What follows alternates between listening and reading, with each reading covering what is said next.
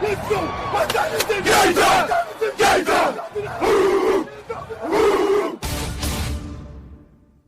It's gonna be a football game tonight now. No doubt. It's gonna be a football game here. Okay. I done been here before. All right, let's go, baby.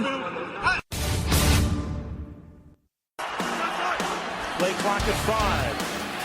Pass is intercepted at the goal line by Malcolm Butler. Unreal.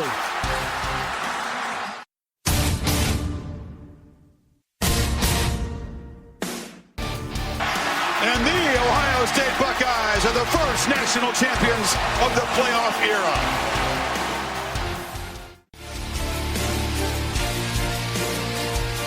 Ladies and gentlemen, football to football.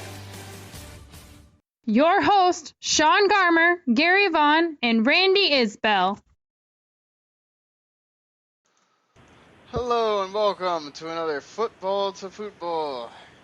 And yes, we're coming to you a little bit of a day later than we normally do, but because there's another holiday happening, we are going to be doing a bunch of things in one podcast. You will only have this one podcast this week until next Monday. So don't look for us again later this week because we won't be there. Obviously, everybody want to respect everybody getting to celebrate New Year's Eve with families and whatnot. But yeah, so we're going to be doing, we'll always talk about the Monday Night Football game, which is huge for playoff implications. We'll be talking about all the big news from today, including Chip Kelly getting fired, Gus Bradley keeping his job, at least for another year, the ludicrous Peyton Manning and the HGH stuff, and then a few other things. And we'll also be doing an NFL Week 17 preview in here as well. Now the Week 16 preview is going to be really a lot much shorter. We're only going to talk about the games that have to do with teams that are actually going to the playoffs, because at this point it's already Wednesday morning. No one cares about Week 16 anymore. For one, and number two, not a lot of people. I understand that some people have teams that aren't in the playoffs, including Gary and I. But I mean, right now, unless you're just a diehard only of that fan, which, you're caring about the games that are mattering at this point. So we're going to get to that. We're also going to do our final college bowl picks all the way until everything before the national championship game. So we'll have all of our final bowl pick'ems here, and of course our player of the week and our power rankings. And but let's kick it off here with introducing, of course, I'm your host, Sean Garmer of this fine podcast. And with me today, my two co-hosts, Mr. Gary Vaughn. Hey, what's up? And Mr. Randy Isbell. Yeah, see, you try to push the podcast an extra day to think maybe my excitement for my Jets would calm down. I'm ready for this. Well, that's good. I'm glad that you're still excited. That's always a plus. As I don't know why this... It's weird, like this airy sound was coming through for a little bit and then it went away. So, but... Yeah, so let's... I should begin by saying that Gary failed us in the F2F Fantasy Football League Championship. He did not beat Sean Lewis Phillipson, so Gary finished his second. Eli Manning basically gave me third place over Randy, and Randy finished fourth. So at least we all finished in a row there. Yeah, I tried my best, guys. It just came down to the fact that, my team did not play, as up to standards as I figured they were. But let's be honest, I did start a couple of running backs that, we're not going to have a great week this week. Todd Gurley against Seattle had a better week than I ever expected him to, but, tough defense still. And, of course, Robinson from the Jags, decent, but nothing great. So, when you got those guys, you got to, concern yourself a little bit. Hightower had an amazing week against me this week. That's what overpowered me. And, of course, White, the Patriots, he got a touchdown, too. So, just things like that affect you. But, sorry, but you know what? SLP deserves all the credit in the world, and I'm happy he did get the victory because he's a great guy. I like him. He's a nice guy. Randy, I mean, how did you do in the rest of your leagues outside of ours here? Let's not talk about it. It was let's just say in my championship league and one of my work leagues, I put up the worst score of the season. Not by my team, by every team. Yeah. I had Big Ben failed me. I had Randall Cobb failed me. Let's see, who was my highest scoring player for this week was Matt Forte with a big 7.7. Yeah, it was just ugly all around. It was pretty quick. I realized I didn't need to worry about it anymore. It was pretty embarrassing. Yeah, I stupidly made the decision of, it worked out for me last week, and I had put Frank Gore back in. Then when I was at work, I went to the bathroom to check my teams really quick, like 30 minutes before the games were supposed to start. And I decided to go with the switching of Amir Abdullah in and Frank Gore out. Frank Gore wound up getting 21 points in standard leagues, and I wound up losing a championship because of that. I would have won very comfortably. I wound up losing by 4 points because of the Broncos defense and Emmanuel Sanders. So that sucked. And I also lost another championship. I had the Broncos defense. They didn't score a lot of points. And I wasn't paying attention on Saturday and forgot to make sure I was starting Pierre Garçon. I don't know that I still would have won. I think I might have lost by a couple of points still. I haven't looked at it completely, but I did win the Wrestling Podcast League very comfortably over Chris Lemche, so I represented at least in one form here. I won one championship out of 3, so yay. But still kind of disappointed. At least I think overall, though, I finished at least third in almost all of my all the other leagues, or around that, either third or fourth. So I beat Gary in the 4-1 league. So I think that's the best year I've ever done, just overall in fantasy, being in that many leagues and being in and around the championship game. So Gary, I mean, anything on your end? I did pretty okay in some of the weirdest leagues. I have a couple NFL.com leagues that I usually do pretty well. I did okay, but really my NFL.com league that I usually, I'm pretty bold and do a lot of, good things in, just basically failed me this year. One of our other leagues, I did pretty okay, but just not enough. So things like that have happened to me all year. I did good in some leagues that I expected to, because let's be honest, the competition is not great, but I just did not have the year that I expected. It's just so weird. The year has been odd because some of these superstar guys have not done what they are, and that's to be superstars, and some of the underling guys have done so well. You're like, wow, where did D'Angelo Williams come from? Guys like that have blown up and done an excellent job and surprised people. No one ever expected to come into this year. Guys like Le'Veon Bell were going to be on the bench. Things like that have happened, and so I kind of expect why I've suffered. But then again, I'm just happy I was in some of these and I didn't fail completely. All right, now that we've probably annoyed much of the audience that had nothing to do with any of that, but we had to get the fantasy talk in there somehow, so we won't really have it. I mean, I don't know, are we going to try to do a playoff challenge thing? I normally don't care for them, because trying to predict who's going to do the best out of every single person is rather difficult and just annoys the crap out of me. But no, I think, that really we don't really have to do that. We're going to talk enough playoffs here. We don't need the players rankings and all that. I think we're going to do fine. I think me, you, and Randy will probably get together. I think we should definitely do a keep 'em portion of the podcast for fantasy. Maybe we'll wait towards later in the playoffs or even after the playoffs. I don't know. We'll discuss that. But I think the people have been thinking about keepers for next year, and I think they would be a good segment for the show. all right. Well, that's something to keep in mind, I guess. But yeah, let's go ahead and talk about that big Monday Night Football game. Actually, turned out to be a pretty damn good game, featuring two backup quarterbacks essentially.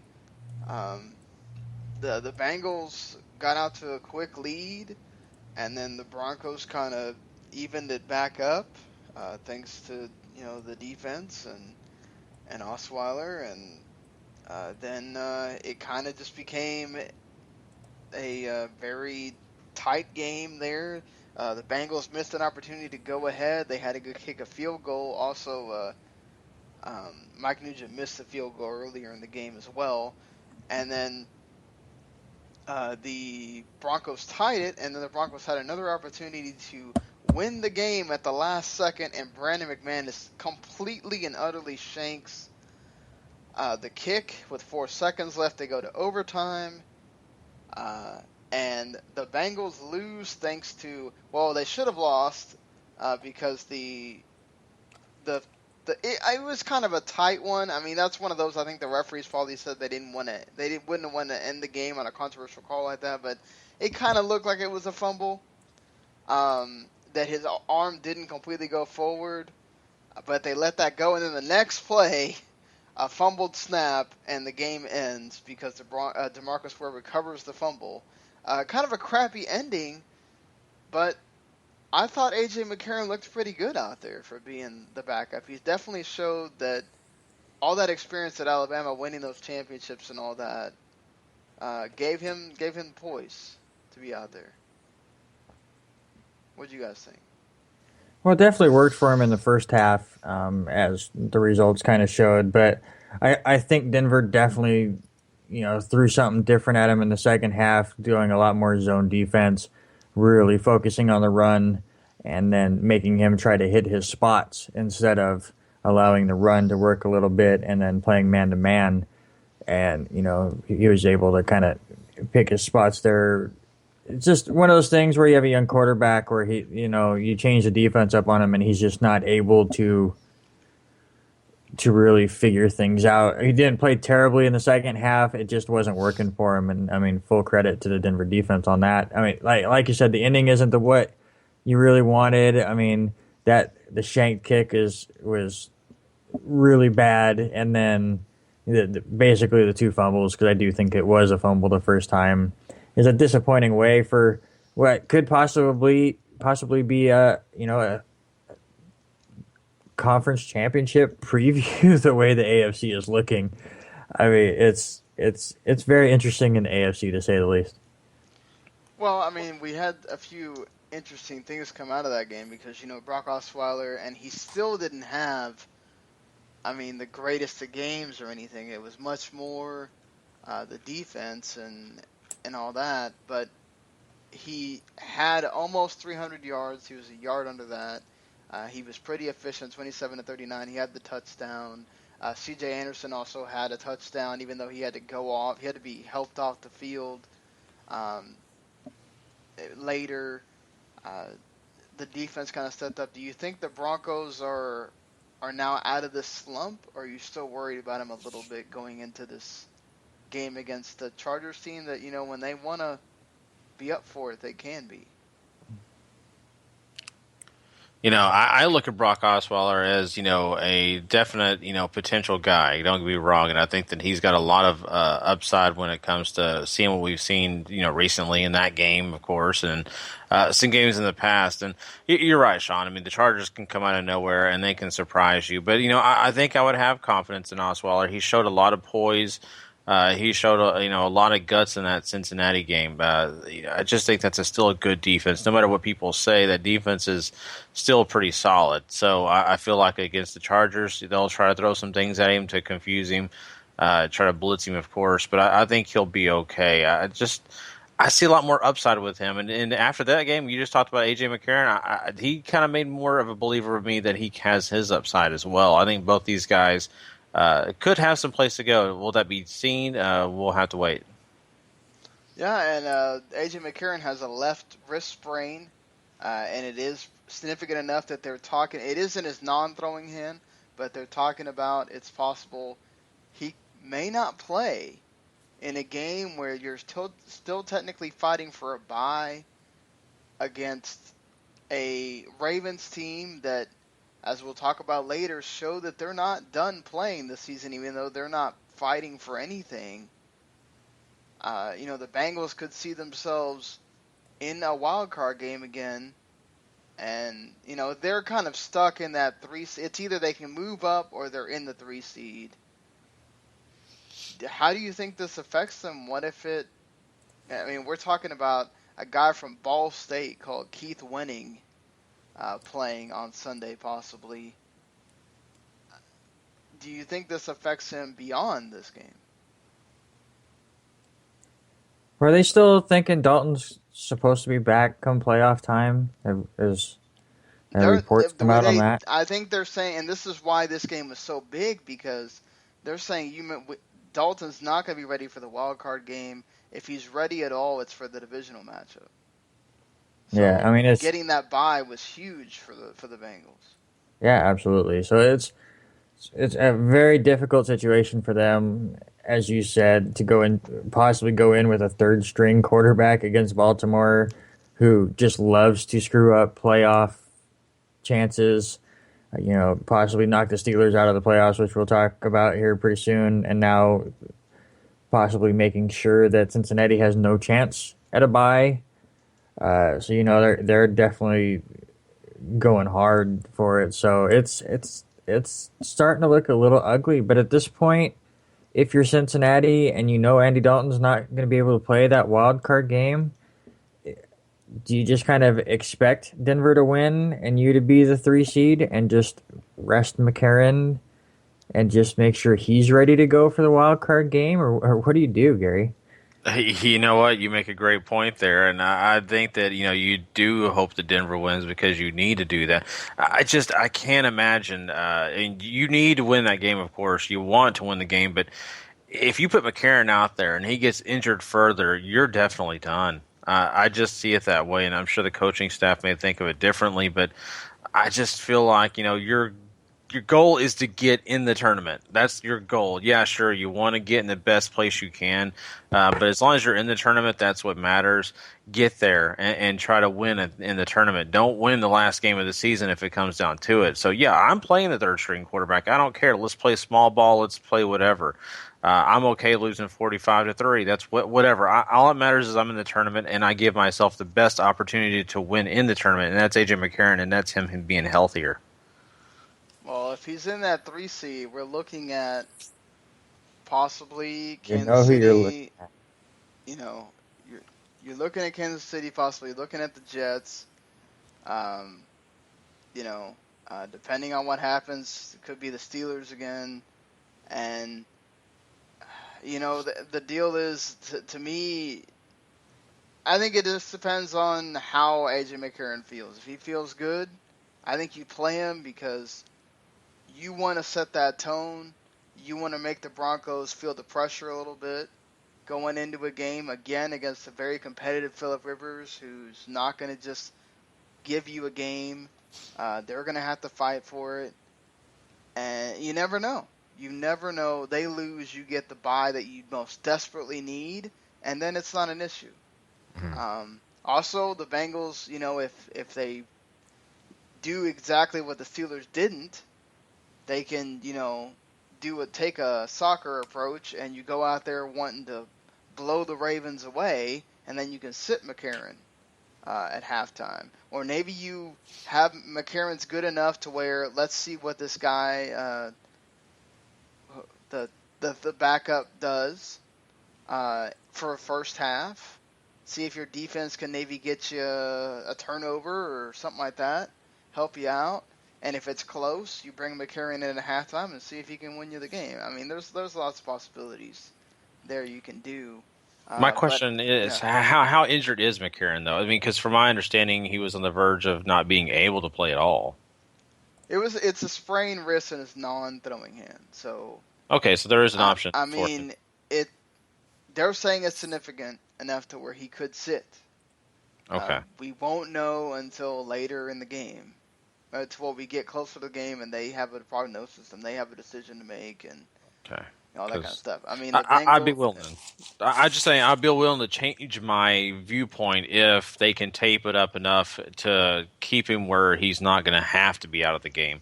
I just feel like if he's on the verge of, hey, this guy's about 20% and we're going to put him in a game, no.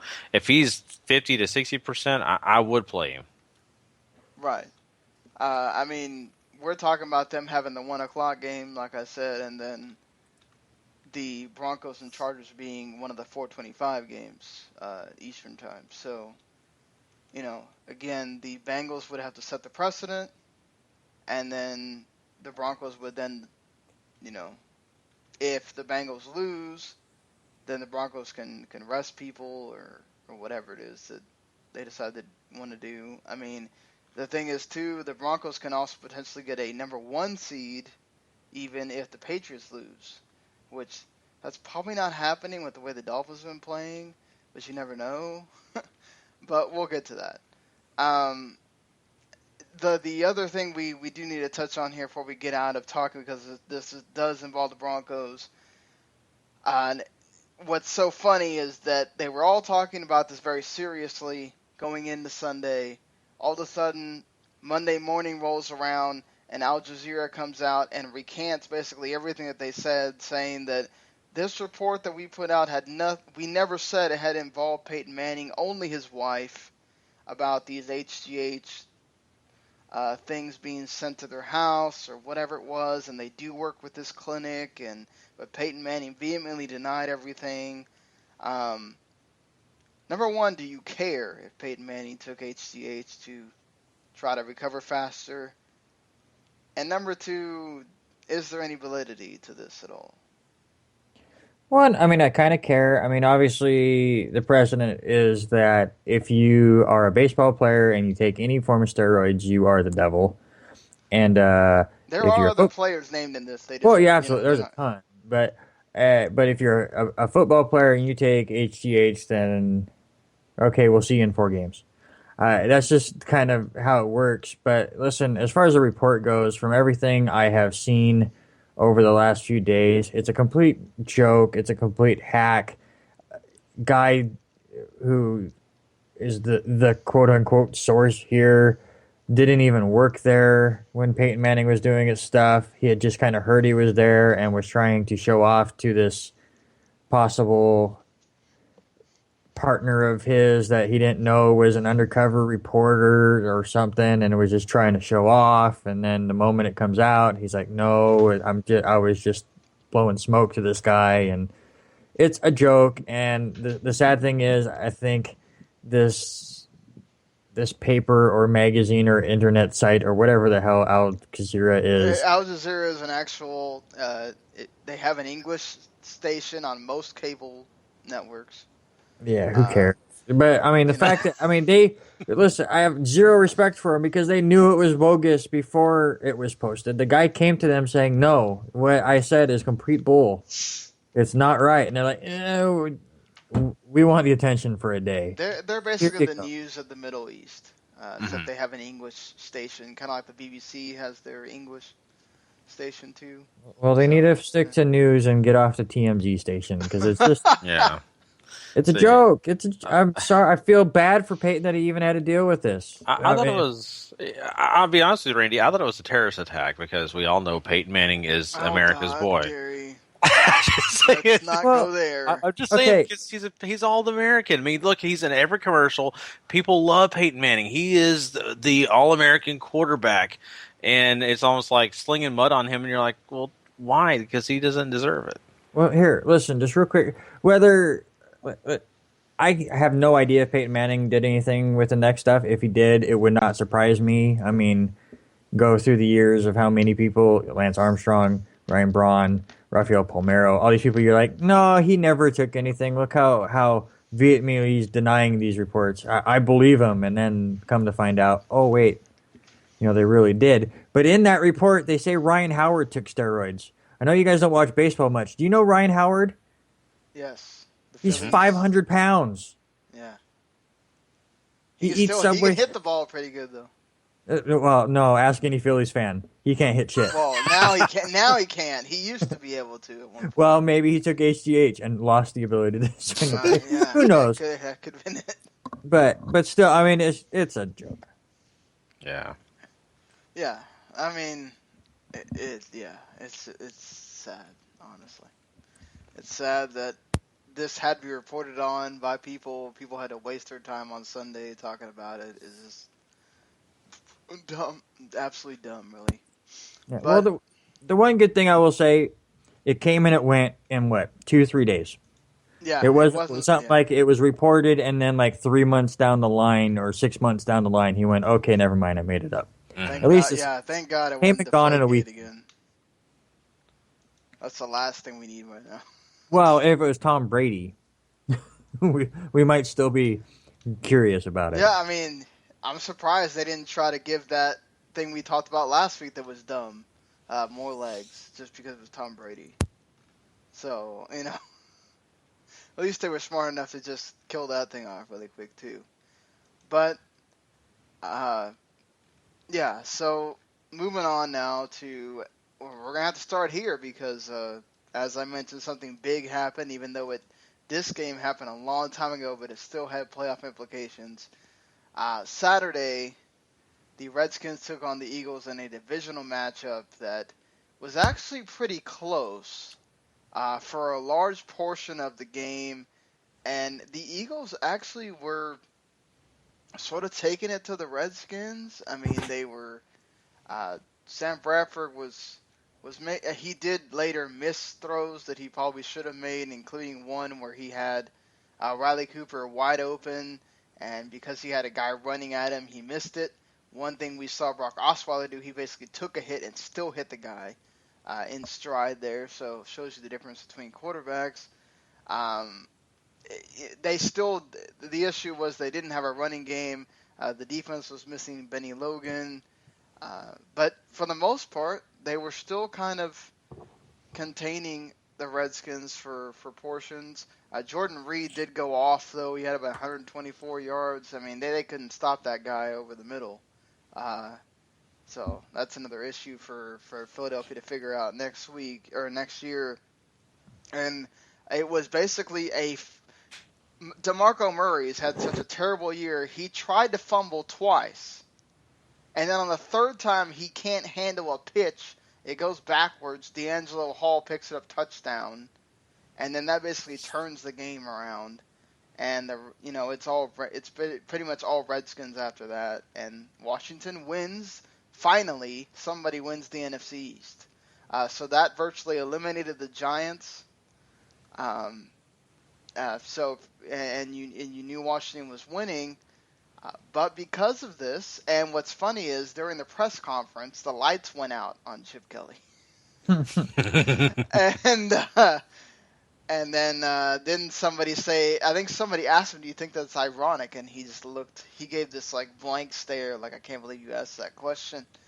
And it turns out today, or technically yesterday, it is now very ironic, very apropos, you could say, for Chip Kelly has been fired by Jeffrey Lurie. In fact, Chip Kelly got himself fired on his own because Jeffrey Lurie went up to him, asked him point blank, would you be willing to give up the GM moniker and just be the coach? He said no. So Jeffrey Lurie kept it really quiet. Nobody, no Adam Schefter, no Chris Mortensen, nobody knew. He posted it to the season ticket holders, and then it was posted on Twitter by the Eagles Twitter, and then everybody went nuts. How surprised are you that they're not even letting him finish and coach that final game? Yeah, I mean, it is surprising that they don't just wait the one extra game and then, wait for Black Monday, basically, where a lot of coaches are going to lose their jobs. But I think, like you said, he asked if he would be flexible about it. He wasn't, so it's time to move on, I guess. It doesn't hurt them in any way, really. They can now move on and try to find a replacement, and Chip Kelly can somehow find a home as the offensive coordinator for the Tennessee Titans. Well, the word is he's looking to try to go back to college. Well, yeah. At this point. Yeah. I was just making a Mariota reference. Well, I mean, I guess that's not totally out of the question because I'm pretty sure, based on the way Tennessee has played, Mike Mularkey's not coming back. So I wouldn't say that, he's totally gone yet. He could wind up in Tennessee. Yeah, and if he doesn't, I know of a university, especially in North Texas, that university. He's already talked about him in the press. Oh, so. God. I mean, come on. Not happening, Gary. Stop dreaming. We can all hope. But no, I mean, Gary, how did I know you told me your response to my text was it makes sense, but. Yeah, I mean, let's be honest. I mean, this guy has definitely failed this season. We expected a lot more out of him, especially out of the hype that we had for the Eagles coming out of last season. Yeah, sure, they kind of had a little bit of a slump there at the end of the 2014 campaign, but for the most part, there was so much potential there. And with the additions they made and some of the changes they made in this offseason coming in, I mean, you really did have them high on the scale. I mean, we did our predictions for the entire season, and a few people actually had him pretty darn high, number 2, if not number 1. And so let's just say that, the failures that he's had this year, the proof that, he kind of wasted money with DeMarco Murray, I think that kind of put the nail in the coffin when it came to the fans and, of course, the owner. So, I mean, and he wasn't willing to give up the GM job. It just makes sense. Yeah, I think I wonder if maybe he wanted out at that point. Because he had to know. They're asking you point blank just to give up one spot. He says, no, what do you think they're going to do? They're not going to just you have no ground to stand on. Look at what the team's done this season. You have no way to say, oh, well, what I did worked, because it obviously didn't. So I don't know. To me, I feel like maybe he sees the writing on the wall, and he knows that perhaps that Tennessee job is going to be open, because let's be honest, NFL coaching is an old boys network. Guys lose jobs and find jobs in about 10 seconds. That place is open. There's going to be other coaching vacancies if he wants to stay in the NFL, and he has a gazillion colleges he could go to. Mm-hmm. Hell, even Oregon could take him back at this point. So, I have a question, Randy. Do you think this is kind of going to be a thing with like Nick Saban, where Kelly's like, this is not for me. I enjoy the college ranks. Or do you think he really will go back to the NFL coaching? I just think he fits better as far as college goes because they don't play defense there. I mean, unless you go to the SEC. I mean, there you can really mix around with formations and his little tricky stuff really works. The NFL is so set in their ways that, I mean, you come in with a gadget play or a gadget setup, and it works for a little while, like the Wildcat did, and then teams figure it out. Like in college, I mean, you only, other than a few conference games, you don't see teams very often, and you can really start messing around with stuff. And, the turnover obviously is every 4 years, so you're always bringing in new people to try new gadget plays and new systems and new setups. And I think college is where it's at for him, just the way his mind works and how ramped up he can get. Because I kind of felt like Nick Saban felt the same way. I think Nick Saban enjoyed doing the college. But the difference was, like, Nick Saban didn't bring anything like Chip Kelly. I'd hate for him not to try to find a place like Tennessee where you have a guy that and he can run, and see what this offense can do with a guy that can actually run, which is what a quarterback that can run, which is what this offense is based off of. That you honestly have a guy run the read option, and he's gonna have he'll have about the same talent wise to work with. I mean, those receivers. I mean, are Kendall Wright and Justin Hunter any worse than Jordan Matthews and the other guys he had over there? I mean, you never know. He could work. there. Yeah, I think that would be his best fit if he stays in the NFL. But just real quick on the Nick Saban thing, I think Nick Saban didn't work not because like his formula didn't work in the NFL. His is more of just the way he motivates, I guess is the best way to put it. Like he works really well with younger talent. Like he can get that rah stuff going and that whole college atmosphere. You bring that to the NFL and pros look at you like, so there's nothing you can do. I mean, it's a whole different atmosphere, and I just don't think Nick Saban really meshed well with the NFL world.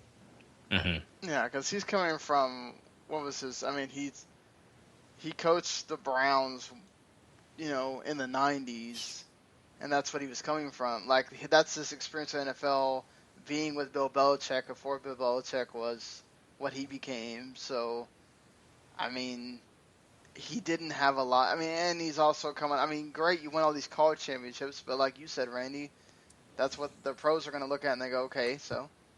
Yeah, I look at Nick Saban and I think he enjoyed college, and I think he, sure he tried the NFL, but I really don't think his heart was in it. I don't think he liked it as much as he thought he might. I really feel like Chip Kelly's the same way. I think he's going to be that guy. I can have a lot more fun in college than I can here in the pros. Yeah, we'll have to see. And I forgot to mention, Kirk Cousins, dude. You do know the difference between spiking a ball and kneeling down, right? Like, because that seems pretty simple for a guy that's been throwing 4 touchdowns like it's nothing. He did that again in this game. Dude, all you have to do is spike the ball, you can kick a field goal. I mean, no reason to kneel down there. I don't know what you were scared of, but, certainly no one like that. But anyway, the fact that he's trademarking that to me is ridiculous, but, whatever floats your boat there, bud. I guess it worked out for Denny Green, so why not? The big game here on Sunday was, Randy, your Jets upsetting the Patriots. I think all of us wound up. Did we all pick who? I think Gary, you picked the Patriots, but I did. I think Randy and I wound up picking the Jets, but Yeah. I mean, hey, Patriots made it close. Gronk converted 2 4th downs. Brandon Marshall had himself a heck of a day. So did Fitzpatrick throwing to him. The defense came up big in certain spots. And then Bill Belichick getting a little cute in overtime, deciding not to. He wins the toss and decides to kick instead. And it burns him. Should he have received the ball? I mean, like, isn't there a percentage out there that the people that get the ball first, they almost always win? In these I think overtimes? that was before the overtime rule changes when a field goal would win it. I think Belichick oversmarted himself in this situation. I mean, obviously as a Jets fan, I'm happy he made the call because then the Jets go down and score and it looks bad on him or whatever. But really, I mean, I can't fault his decision. Listen, the Jets in the second half were completely getting shut down. The Patriots had the momentum, but it wasn't like they were going nuts. They had that great last drive, but they had to convert a few 4th downs, as you said, to make it. And the other touchdown they got was on a fumble recovery. So the way they looked at it, this was a very defensive game. The Jets, again, absolutely nothing in the second half. Just completely getting shut down. They were out of sync. So Belichick decides, listen, I'm going to kick the ball off. I'm going to bank on my defense getting a 3 and out. They're going to punt it, and then we're going to get the ball at like the 30, 35-yard line, and all we need is a field goal to win it. So he was trying to win the field position game, and then knowing that a field goal wins it, not just a field goal gives you a chance to win if your defense then makes the stop. It's a weird way to look at it, and I can totally understand why he gets blasted, because obviously the Jets go down there in 5 plays to win the game, and it makes it look bad. But I see where his thought process was. Yeah, I can understand it. I just think the risk reward was way too high, and it just ended up burning him. I really feel like that you got to give your offense the first chance. If you can get the coin toss and you win it, hey, take advantage of it. No matter how the other team is doing on offense or defense, just go for it. Try it, because a touchdown wins it. It seals the deal. And so I think that he should have took the first crack. I mean, Randy, you make some good points there, and I don't disagree at all. It's just hard for me to buy into that thought process. So, I just think common sense says you win a coin toss, you take advantage of it. Yeah, it's that was weird. That was really weird. It's like, well, here it goes. He's either gonna win or lose on this, and sometimes he takes a lot. Let's be honest. Going for it on a 4th and 1, he didn't have to. He went for it. They converted. Gronk converted that 4th and 9. I mean, he takes a lot of risks a lot of times in games, and a lot of times they pan out for him, and he's kind of due for one of those.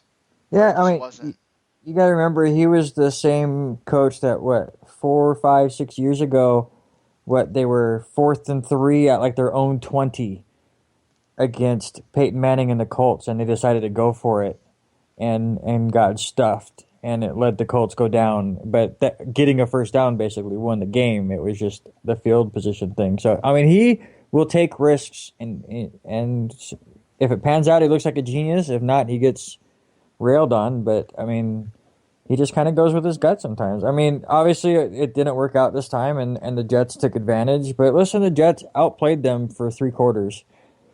And I think he thought that they had finally figured out that offense, and was trying to get the field position, so all they had to do is go down and get in position for one of the best kickers in the league and get a win and escape New York, really. Yeah, true. I mean, but gotta talk about your Jets for here, Randy. What did you see out of them that gives you confidence? Going into the playoffs here. Well, I really listen. I mean, you have your basics. You have the defense is really good, which I think everyone expected all season long. It's definitely playing up to the level that we thought it would. Ryan Fitzpatrick, obviously one of the smartest quarterbacks in the league, is showing that his decision making is great. He doesn't have the best arm in the league, but he knows it, and he's going to find his places. And you have Decker and Marshall, who is one of the best combos. In fact, 8 games now this season? Both Decker and Marshall have found the end zone, which is an NFL record. I mean, it is a shock to hear that the Jets have an NFL record on offense. That is a good thing. But I think the surprise thing right now, and what really makes them scary if they are able to make the playoffs, is the reemergence of Bilal Powell, who was injured for most of the beginning of this year. He has come in and really has fresh legs, and he's the one that he looks like Chris Ivory did in the first 3 or 4 weeks before he got banged up. He has that burst of speed, and he's very dangerous as a pass catcher from the backfield too. So if the Jets are going to make any kind of run, it's going to be Bilal Powell that really, ignites that. But I mean, just look at the playoff picture right now in the AFC. And try to tell me that Ryan Fitzpatrick is not the second best quarterback that would be playing in the playoffs right now in the AFC. I mean, if you say Andy Dalton and Peyton Manning are out, he is definitely. It's so sad. It's Tom Brady, it's Ryan Fitzpatrick, it's Alex Smith, it's Brock Osweiler, it's Brandon Whedon, and Brian Hoyer might play. Well, I'm just saying as of right now, and it's AJ McCarron or the third string. It's a mess in the AFC right now. Yeah. Yeah, I mean, and we'll have to see how that pans out. But we know what we're gonna play this game here with the playoff teams, the teams that are in the playoffs. Still, is there a concern for you at all about the Patriots, them losing this game?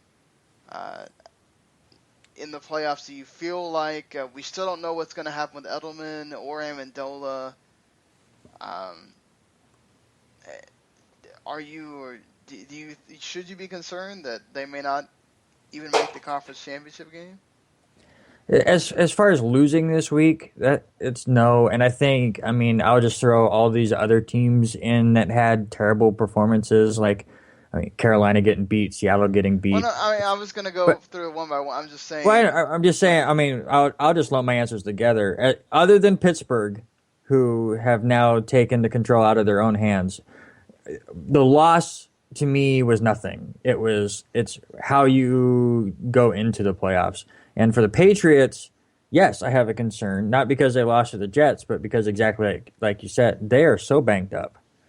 And it doesn't look like it's going he lost to change. his left tackle in this game. I mean, exactly. It's getting worse is the problem. So obviously winning this game would be huge because then they could have the number 1 seed and rest for 2 weeks and whatever. But it just doesn't look like it's going to get better. So I'm more concerned about the injuries than the loss itself. Are you concerned at all about the fact that the Jets are playing Rex Ryan in Buffalo? Buffalo did get a win against the Cowboys that doesn't matter who's playing quarterback, they can't score. I told you last week, I hated the fact that the Jets had to win the last 2 games, and it was the Patriots and Rex Ryan. I hate it. It scares me to no end. And listen, if you want any example, go to Pittsburgh. Just look at what Baltimore did to Pittsburgh. Just straight up rivalry, had a quarter of the talent on their team, but they have the chance to eliminate the Steelers from the playoffs, and they put them in a shitty situation. So you can't tell me Rex Ryan is just licking his chops going, wait, you're telling me that in the final week of the season, I can eliminate my former team? Sign me up. I am beyond nervous that they could lose this game. We have seen this backfire in their face. I mean, the Bills got beat pretty badly, or not beat pretty badly, but they, the Patriots hung one on them the first time they played. The second time was really close, and, they had some help there and all that from the officials and everything else. The Jets kind of similar thing, but we've also seen it backfire on them where we thought they were going to go all in for LaShawn McCoy, and the Eagles went in and beat them. So it's not this whole, let's do it for Rex. I mean, and all we've seen is that apparently the defense hates Rex Ryan right now. And some of these, you have to wonder if people are thinking about, if Rex Ryan is on the hot seat or anything like that. I mean, I don't know. I think there's a chance that the Jets just go in there and just completely spank the Bills. How funny would it be if Buffalo fired Rex Ryan and they went out and signed Chip Kelly? Oh my God. just for LaShawn McCoy. Oh my God. I think LaShawn McCoy he would be retire. finding a one-way ticket out of that. Anyways, okay. So, Garrett, do you have any concern about the Patriots? Oh, yeah. You got to have concern. I mean, let's be honest. They have shown that, they are vulnerable, and we haven't seen that in years past. In years past, they've kind of controlled things. They've kind of been really the leader of their own destiny, and this year it's kind of out of their hands. Yeah, I'm not going to say that they are going to go into the playoffs and get knocked out really quickly. I still feel like that's the Patriots. I mean, you can't, put any doubt that they're going to get far in the playoffs, but I think if there's any year that I look at them coming into the playoffs a little bit weak and staggering in, this is the time. All right. Well, I mean, when you look at,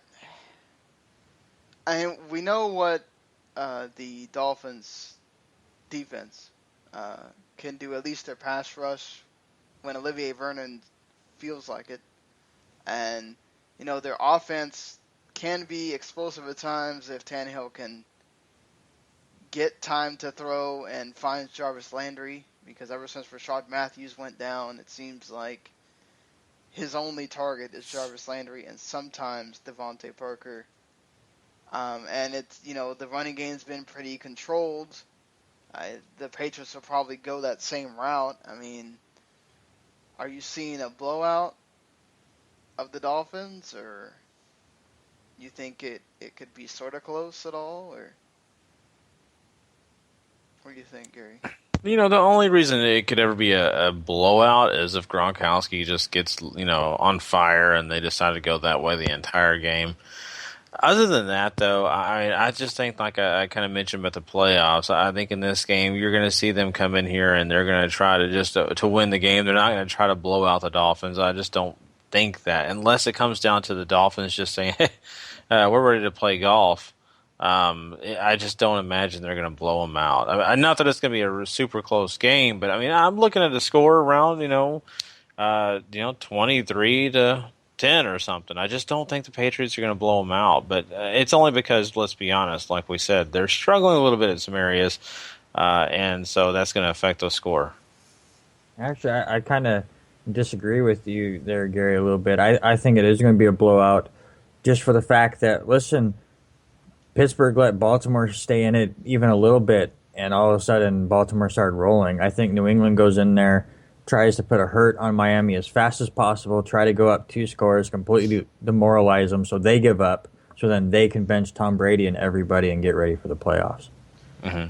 I'll disagree with you on this point in that the Ravens have shown that no matter who's playing quarterback, they are going to fight, and John Harbaugh gets them into fighting spirit, for lack of a better term, to go out there and play.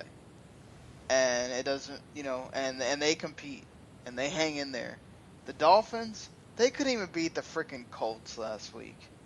The end, they have 4 tries to get into the end zone, and it ends with a pathetic Tannehill getting sacked. I mean, that team is terrible. It's awful. If the Patriots don't go out and blow them out, that's just sad, honestly. Okay. I understand historically the Dolphins have actually given Brady some trouble or whatever, but if that game's close, it's just weird. Maybe we're agreeing and we're not agreeing. I don't know, but here's my point. When I say blowout, I'm looking at 35-3. I'm looking at 55-17. I think a 23-10 game could definitely be a blowout. It's just not a separation like you guys may think. I don't think the Dolphins are going to do much in this game, but I also don't think it's going to be a separation of 20 points. I just don't see it. It could happen. But I just don't know. I think the Dolphins are going to hang around a little bit. All right. Fair enough. Let's just quickly run through a few more of these Week 17 games before we get to some of the other ones that matter a little bit more. Gary, do you think the Redskins, Cowboys win even if the Redskins rest a bunch of people, or are they still losing? That's tough to say. This is a rivalry, and I'm sure the Cowboys are still going to want to win the game, despite the fact that they are struggling. Especially you mentioned earlier, Sean, scoring is a big problem for them. I think the Redskins are going to still win the game, even though the Cowboys are going to want a third home, but still Redskins win. I think the Cowboys win if Matt Castle can beat the Redskins. If Kirk Cousins is not playing, I think Kellen Moore could beat the Redskins. I'm just going to be happy for my boy McFadden to get over 1,000 yards. But you're talking about Colt McCoy, right? Colt McCoy will be the backup quarterback coming in and playing the Dallas Cowboys, correct? Yeah, look, I know he won before. Okay. Lightning does not strike twice. We'll just go there. I still had no idea how the Falcons were not eliminated before. But whatever, they are now eliminated officially. Saints or Falcons? Who you got? It's in Atlanta. You think Atlanta makes it to a 9-7, or Drew Brees tries to win, or Drew Brees gets one more win here? Nah, give me Atlanta. Listen, I mean, say what you will about last week's game with Carolina, but they are starting to figure things out. I think they want to finish it on a high note. Um, so yeah, I think they're gonna win on their final home game of the year. Yeah, I think Atlanta's going to be riding high off that win, which they had against Carolina in a game that no Jonathan Stewart. Cam Newton still had flashes of brilliance. They shut down Ted Ginn. Cam Newton just. I think that the Panthers had been doing so well. They ran into a divisional team that knows them, and they were kind of due for one of these games, right, where they weren't going to just be throwing it everywhere and getting a ton of points and all this stuff. And listen, I'm a little concerned for the Panthers in that we've seen it, 3 weeks in a row now. These teams that come in and pass pretty well, they cause the Panthers some problems defensively because they don't have Bené Bickwey back there at corner. They're having to start Cortland Finnegan, who's not. It's not the same. You've got some older players in the secondary now, along with Josh Norman, that you can throw on them a bit. And Luke Kuechly did a great job defending Julio Jones on that touchdown, but I don't know. Maybe against the Redskins, it's the same thing. I just, I don't. Even if it's against the Redskins, I don't see that happening twice, where they just get freaking 5 turnovers and all that stuff, and that helps them win the game. Once you've seen that team twice, that's going to be a different deal. Imagine if they get the Packers again. Imagine if they get the well, they won't get the Seahawks unless they get the 2nd seed.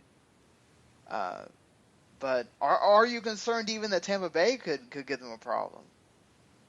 Well, Tampa Bay's probably going to give them a problem because they're not going to play anybody now. I mean, they have nothing. I mean, I think they're going to play. If they lose, they get the 2nd seed. Yeah, they don't get the 1st seed. That's a big deal. I don't see it as a big deal. I don't understand. I mean, I do, but I don't. It's like one of those. You're getting a bye week. I mean, they're going to play some of their people for a little bit, but you want to play all your games at home. You don't want to go to Arizona, do you? No, I mean, I'm with you, but I'm also not really even that concerned with Carolina. Listen, I watched that game as part of the deal, and I didn't think they played that bad. Ted Ginn gets banged up in the game, which is why he got shut down because he just wasn't 100%. And Atlanta makes one amazing play to Julio Jones, for the touchdown that wins the game, and they played great defense. But it's just one of those things, again, like Baltimore, where I told you guys during the preview that Atlanta was going to give Carolina fits in the rematch, especially at home, and how bad they got beat in the first game. I couldn't go out all the way and say that they were going to win the game, but listen, now Carolina has this whole thing behind them, and they can just focus on everything else, and I'm not worried. What do you think, Gary? Yeah, I mean, I think that Carolina's going to try to win the game. I mean, they may rest some guys, but I think that you'll still see Cam Newton out there, and I don't think Cam's going to want to sit down, even though they're wanting to get some rest. I think that no matter what, Tampa Bay is a decent team here, but I still think that Carolina is just that much better.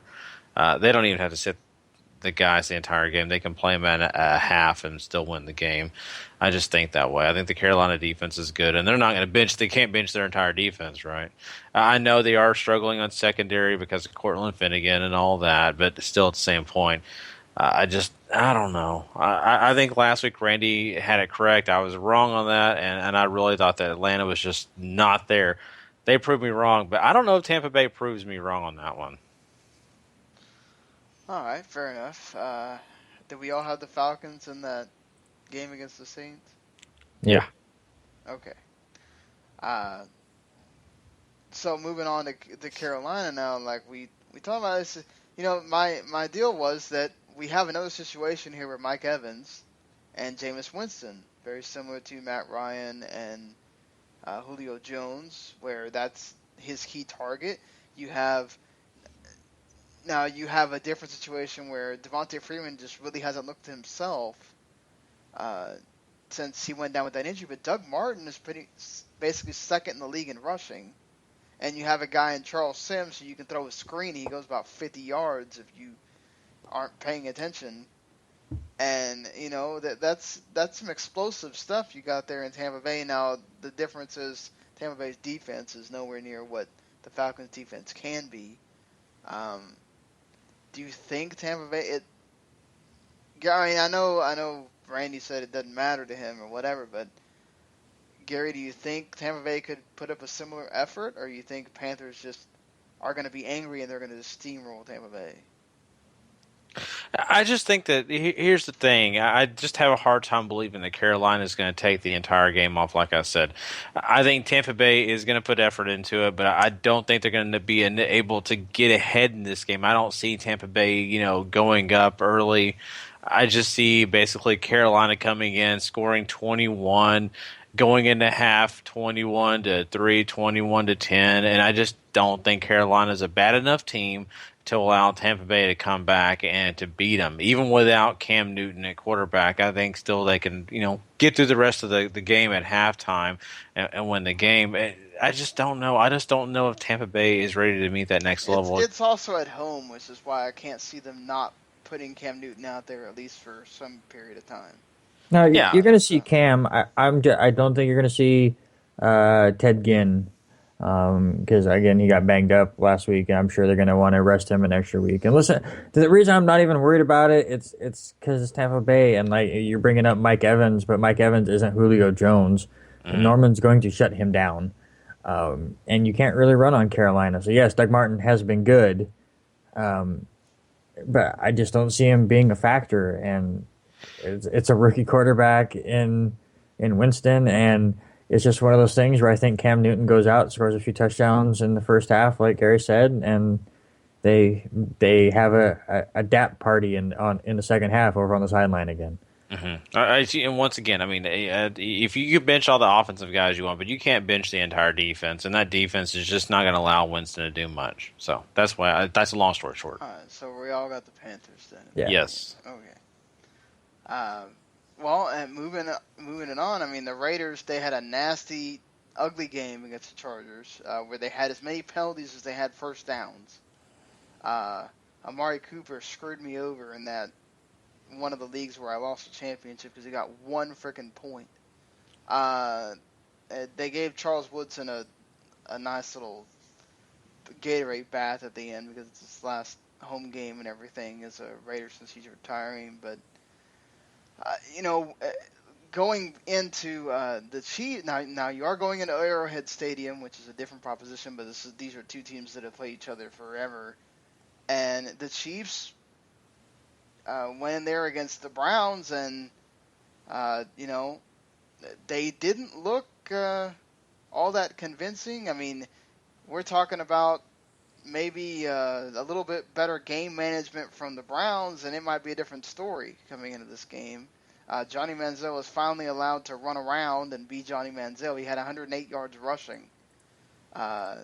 Also helps that he doesn't really have a lot of weapons per se, but the Chiefs defense was kind of giving him issues on that front. But are you concerned about the Chiefs in this game against a Raiders team that might be a little feisty, being a division game and all? Gary, you hit this one first. Okay, you know what? I think you always have to concern. It's a division game, no matter what. I mean, you've got to have to watch out for them. I think that Alex Smith also threw an interception, I think, in that last game, which is the first time in like a long while. He's throwing one in back-to-back games now. Oh, yeah. Okay. He threw in the game before. And I don't. Let's be honest. I don't think Alex Smith is the reason that Kansas City's winning all these games. I think he's a help, but I don't think he's the focus on why they're winning these games. But I just don't think that lightning could strike twice if you're talking about Kansas City playing at that level. I think Kansas City wants to go into the postseason powerful and looking good.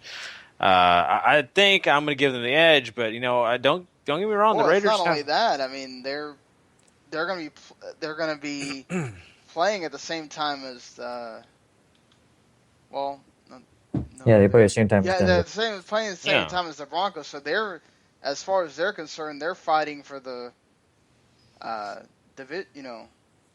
for a higher seed or whatever. And the Raiders are playing for nothing, but that doesn't mean they don't want to win this game. So it's not going to be a blowout, but trust me, Kansas City's. I fully expect them to come out powerful and win this game.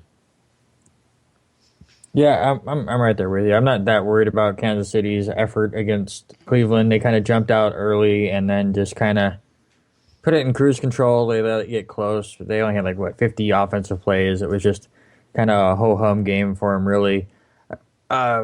With Oakland, yes, it's a divisional game, and you can see an upset possibly happening, especially because they did play on Thursday, so they get that extra rest. But to me, I mean, with the way they sent it off, Charles Woodson, to me, I kind of feel like Oakland ended their season on Thursday. They're like, all right, we won at home. That was our final game at home. Charles Woodson send off. Cool.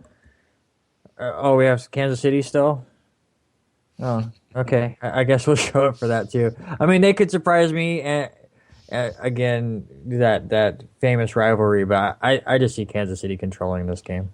And I'm going to use this logic of you saw what the Oakland did against San Diego when it comes to using Cooper and things like that. You can't do that, and sure they won against the Chargers, but you can't do that against Kansas City. A lot better defense, a lot more effort has to be put into play. I don't think they have it. I think it'll be close. These two usually play each other pretty close. You never know if Derek Carr comes in there with a different. It's a whole different game than the one on Thursday. But I think the Chiefs wind up winning, honestly. So we all got the Chiefs? Mm-hmm. Yes. Well, I mean, we just talked about the Browns just a little bit ago, and we've talked a lot already about the Steelers and Ravens, and basically, the Steelers had plenty of opportunities to try to win that game. They just Ben Roethlisberger historically has never played well against the Ravens. Doesn't matter who's playing, who's around on defense, who's there on offense. Just Ben Roethlisberger has an issue against the Ravens. Just a thing with him. And they played him well. They did what they had to do. So the Steelers found themselves in a position where they're going to have to play and then wait and see what they'll be playing at the same time as the Jets and Bills. So some scoreboard watching will be happening and all that kind of stuff. And again, Manziel and the Browns kind of made it close against the Chiefs or whatever. It's in Cleveland. Do you think it could be anything like the Ravens game, or do you think Steelers learn their lesson and they take care of business? Listen, Cleveland is no Baltimore. That's for sure. And Pittsburgh's not gonna toy. I mean, I'm not saying they toyed with Baltimore, but they're gonna go in here and put a big giant boot to Manziel's ass in that first quarter and say, "Lay down, boy. We're winning this game, so we can look up at the scoreboard in the second half and just see what's going on." I'm just saying, Mike Tomlin historically, when he's coaching these teams, when they play teams that are beneath them, for some reason they don't play that great. But it's a different situation when you're playing a team beneath you and you are now in beyond a must-win and hope scenario. I think especially after Sunday, they're looking at Cleveland like they're the New England Patriots. Yeah, I look at this game as being what I determined earlier as a blowout. I mean, now we're talking about 20-point separation. It should be no contest, if you ask me. It should be. Let's see what happens. I think we all have the Steelers with that game, but we should talk about the Ravens again. We don't know what's going to happen with McCarron. Is he playing? Is he not playing? this is still a big game for the Bengals. Obviously, you need help now. You need both Kansas City and Denver to lose, which probably not happening. I mean, there's a chance that it could happen, but man, I mean, No, they don't need Kansas City to I thought lose. they needed both of them. No. Okay, well, never mind.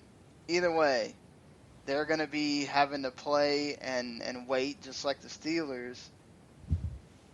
Do you think Ravens could strike twice here?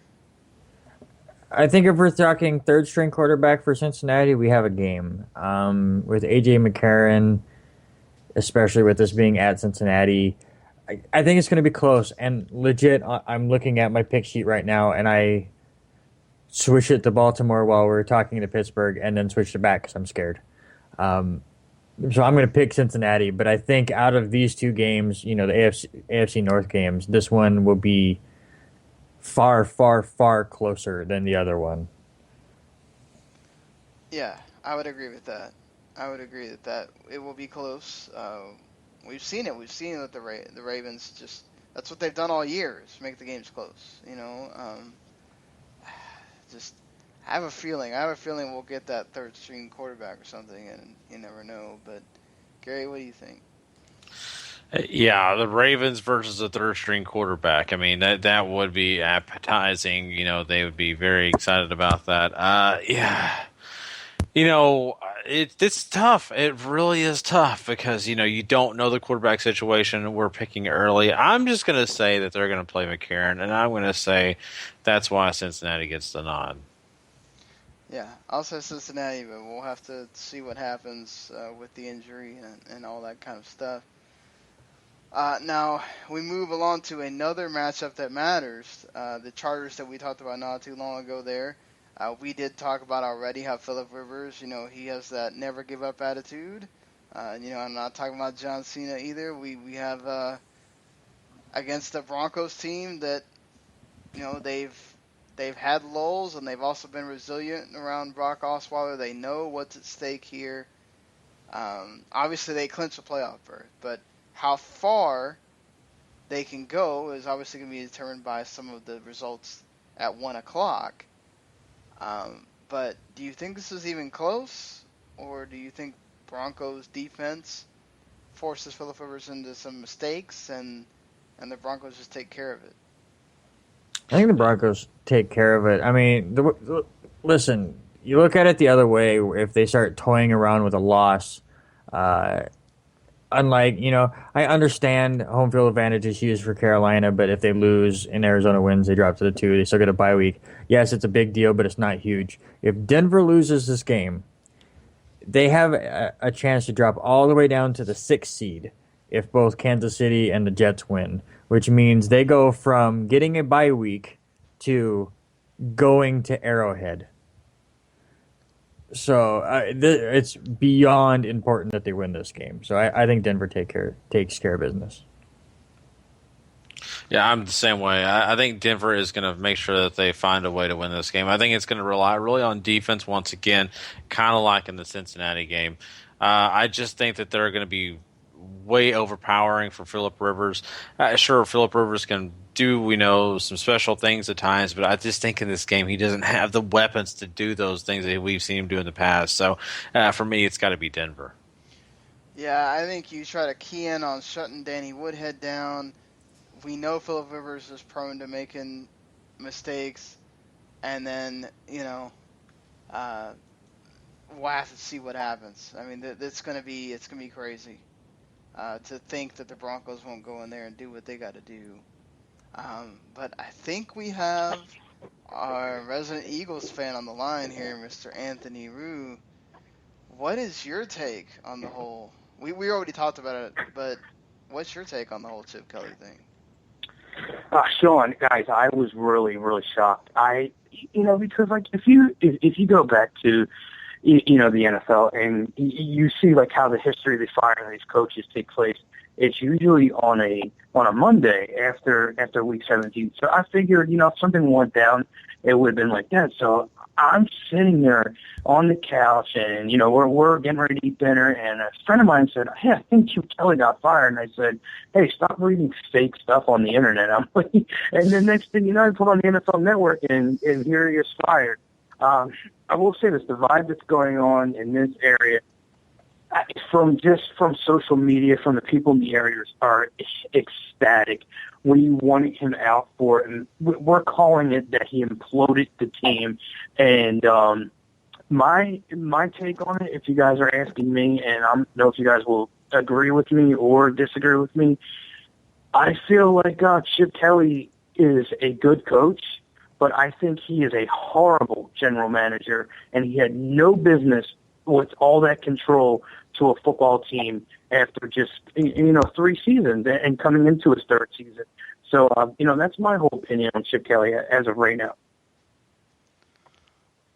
I mean, the whole GM thing, I think he proved it by getting rid of or alienating LaShawn McCoy to the point that he wanted to leave, getting rid of Deshaun Jackson. I mean, Deshaun Jackson didn't have anything to say in that press conference against Philadelphia. He said it many times. It had to do with Chip Kelly.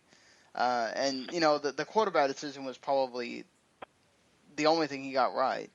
But, I mean, that's not saying much. Sam Bradford proved to not be that much better, really. Yeah. But, I mean, you've got the other things with DeMarco Murray where you bring him in and you don't try to use him to his strengths. He got Ryan Matthews correct, but, I mean, he had a lot more misses than hits, obviously. And they're asking you to do away with the player personnel, with making the personnel decisions where you have missed more than you've hit, and you say no. I mean, they really don't have an option but to just fire you. Yeah. And I just also want to throw to you guys, congratulations to the Redskins, who and I'm pretty sure you guys did too, had no business winning the NFC East. All of us said the Redskins were going to be at the bottom. I mean, yeah, and my hat's off to them. But the one thing I took after that game, where they clinched it in Philadelphia, was Deshaun Jackson's comment. And I looked at myself in the mirror kind of, and I said, why am I booing that guy after the comments he just said? He said, I don't know why these fans are booing me. I never wanted to leave here. And that kind of got me scratching my head. Like, he traded away, in talking about Chip Kelly, guys that were playmakers, guys that were frustrated that they had to leave there. After the Bills game, LaShawn McCoy threw his helmet in the locker room in disgust, and I'm sure that he wanted to win that game, but he doesn't. I don't think he wants to be in Buffalo, and that's what I don't get about Chip Kelly as a GM. He has this scheme that he thinks he can do, and he thinks he could put any player at any position to just, if we get rid of this guy, well, we got another guy that'll fit right in here, and that's not how it works in the pros, I believe. Mm-hmm. I'm right there with you, and I think he had the college mindset coming into this. I think he thought, well, it could work in the pros. I'm working with a college all-stars here. I can put these things together, and I think he really believed in it. And I think the success he had in the first season really led him to believe that, hey, I'm on the right track. Sure, they did, like I mentioned earlier, they fell off towards the end of the 2014 campaign. I just think he thought, well, we just got to work on a few things, add some defensive players, do a few things here and there, tweak it, and we're good to go. The problem was he tweaked it so much it ruined it. It went to the tank, and he felt like he was right, and he really thought he made the right decisions. But that's just, him, and that's what some people, that's the mindset they have. To me, he's a college coach. He just, did not work in the pros. What do you think about, and do you think he finds another NFL spot? We already talked about that Tennessee job's pretty much going to be open. Mike Mularkey's been terrible there. Do you think he tries to go there with Mariota, or do you think he goes back to college? But Sean, the thing is with that is that I do think he tries to go there, because I think that I will stand by this. I think he tried to pull everything that he had out of the hat to try to get Mariota on the Eagles, and just could not move that far up in the draft. So I believe he will try to get there. I'm not sure how that, what their situation is, if they're going to want him, if they're going to want to go from there. And everybody keeps saying, he'd be a great offensive coordinator. And I'm like, he would never take a position like that. And from what I'm hearing also is that something happened in that locker room. Something happened between Jeffrey Lurie and Chip Kelly, where I believe that Jeffrey Lurie had said, hey, look, we don't mind you coaching the football team, but, you're going to have to, let somebody step in here and take over these GM spots. And I think something might have happened in between. That's, and this is just me guessing, because like I said, I've never really seen, other than the Dolphins earlier this year, I really hardly ever see a coach fired in the, right before the final game of the season. Usually they have that Black Monday. Mm-hmm. Yeah, I know it's very strange. But I think to go by your theory, Anthony, maybe they had, like in the Attitude Era, they had a 13-minute pull apart, and they just, maybe that happened. I don't know. That is interesting, though. You're right, and it is an immediate, firing, which I just there has to be some other components to that. Because trust me, why would you want to deal with an interim coach for a game? I mean, come on. Yeah.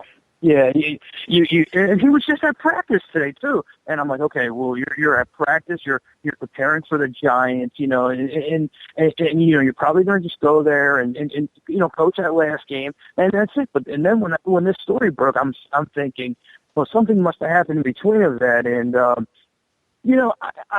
it's crazy. This has been a crazy year. I've enjoyed talking to you guys about it. I've enjoyed going back and forth on social media. I just want to ask you guys a question also, about this whole coaching thing that's going on.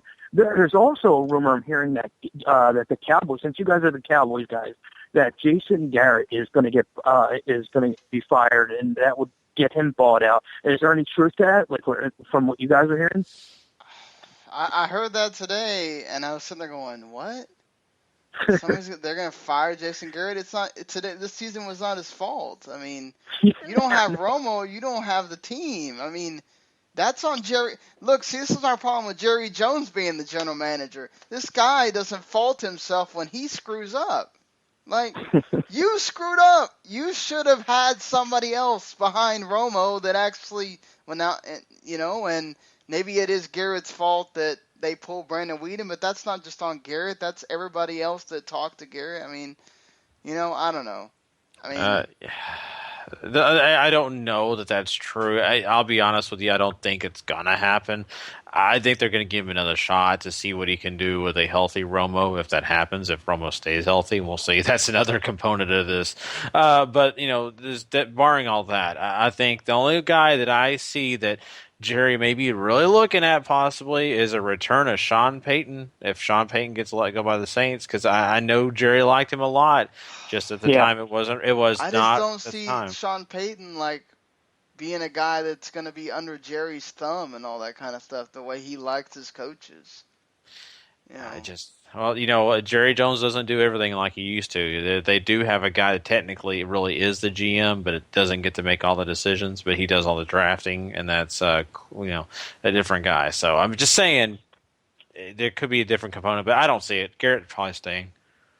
Well, before I let you guys go, I just want to throw this out there. Okay, Randy, what do you think? You're on the outside here. Okay, sorry. Do you think that they should fire Jason Garrett? No, absolutely. I'm right with you, Sean, where, listen, I mean, your quarterback goes down. I mean, it's a lost year. It's not on the coach at all. Go ahead, Anthony. I'm sorry. I just wanted to close by saying that, unless you guys had anything else to add to this whole coaching carousel before the season even ends, we have the Redskins in the playoffs, which is, representing the NFC East. But if the Garrett thing does happen as a firing, we also could have Tom Coughlin coaching his last game. So 3 out of these 4 NFC East teams could be with new coaches next season. And that's just something to look for. Interesting to watch as we head to the playoffs and to the offseason. Yeah, it is. I think if you would have said at the beginning of the season, Jay Gruden is the guy that's going to be still coach of the team, I think we'd all been laughing about it. Yeah, for sure. Yeah, I can't figure this season out, guys, and I'm sure you guys are along with me. It's just been It's been really weird. I can't get this at all. I'm horrible picking games, and I'm usually pretty decent. I mean, nothing to brag about, but this has just been really, really an insane year. And I hope to listen to you guys more as we get into the playoffs and into the Super Bowl, because I think it's going to be a lot of fun, trying to, because we do have some good teams in that playoff, so we'll see what happens. Well, we'll see. It will be interesting, certainly. Thanks, guys, for taking my call, and I'll talk to you guys soon. All right, thanks, later. Anthony. Okay, later.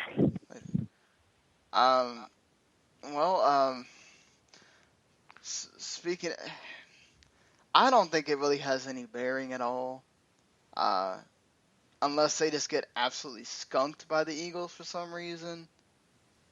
But is Tom Coughlin done with the Giants? It's so hard to think that. I mean, really is so hard because of the past success, and he's always been on the hot seat. Think about it. Every time he's on the hot seat, he has won a Super Bowl. But exactly. That's the point, though. Every time he's been on the hot seat, he wins, and that gets him out of it. I think, but there's just so much pressure. Like, there is so many people. Like, I can't hear a fan that doesn't say, "Oh my God, I can't wait till the offseason when they fire Tom Coughlin and they get people new in here and all this stuff." And, like, just, you have this, the only thing I can see is, but we saw Peyton Manning go through it and it worked for him. It's just age caught up to him eventually, where he showed he can learn sort of a new offense and he'll be okay. So I think the only thing would be, say, oh, you need stability with Eli Manning or whatever, but I don't know. There was part of that game that I was doing the ravel for it against the Vikings that I just felt like, look, I know Odell's not here and he's your best player and all that stuff, but Eli's throwing interceptions. I mean, JPP was playing hard and some of the defense was, but like the team just didn't seem like they cared. They were not responding. Whatever Tom Coughlin was saying, it wasn't getting to them. I think it's just about a change of scenery. No matter what happens, it's just about a change of scenery. The guy's 70. He's been there a long time. I mean, you're not winning. You have personnel decisions you need to make. I mean, and let somebody else make them. I don't know. What do you think, Randy? Yeah, I'm right there with you, where it's one of those things where it's time to kind of clear house and rebuild. I'm one of those people that really likes structure in the NFL. Like, I'm not one that just, oh, he hasn't done anything for 2-3 years. Okay, we have to reset everything. I mean, that's when you get teams like Jacksonville and Cleveland and stuff. And I think that's why the Giants have stuck with Tom Coughlin for so long. But it's kind of shown that it's run its course. I mean, so get Tom Coughlin out of there, try something else. If that doesn't work, then, Eli is hitting the end of his run and just slowly rebuild the Giants from the ground up, really. All right. Who wins, the Eagles or Giants? I was going to go with the Giants until the firing. I think the Eagles come out, with a point to prove. Give me the Eagles. The Eagles have, done a little bit better than they were earlier this season on offense. I think that's the key to beating the Giants here, because the Giants' defense just struggles so badly. I think, if anything, the running game is going to hurt the Giants terribly, so I think I'm going to go with the Eagles, too. I'll go with the Giants. Could possibly be Tom Coughlin's last game. You still got Eli Manning out there. Odell Beckham's he's returning, and he's a force to deal with that I don't know that the Eagles secondary can really deal with at all. And you still got some key pieces there on the Giants defensively. I don't think that 1 week with Pat Shurmur is going to really change anything. You're still going to have to run sort of the similar offense. This is why I don't understand why they had to do it right now, but whatever. And either way, he knows it's just a one-game thing. He's not going to be back as a coach next year, so there's really nothing to rally around. I think the Giants win. Lions or Bears? Nah, give me the Bears. And I'll go Lions. I'll go Lions. They keep doing well with Mr. Jim Bob Cooter. I keep seeing that happening here. Look, the Colts need about like 9 different things to happen. You want to run through it? It's fun. No, I don't know if we have that much time on this. The 9 things that the Colts have to happen is absolutely ridiculous. If all of them happen, for one, I don't even know if the Colts are going to win this game because it's Zach Mettenberger against possibly Josh Freeman or Ryan Lindley. I mean, good Lord. It's just, this could be one of the worst games ever. Why didn't they just go get Vinny Testaverde? I mean, come on. Hey, Jason Garrett can go like 6 Yeah. games or something. One thing I know is Matt Hasselbeck shouldn't play at all. I hope they don't try to make him play. Just, you're done. Just face it, you're done. For one, I don't think the Texans are losing either, but It's just it's a sad situation for the Indianapolis Colts. But yeah, I'm right there with you, Sean. Seems like a cakewalk for the Texans. Well, do we think the Titans will actually win? They've been pretty terrible. No, give me the Colts.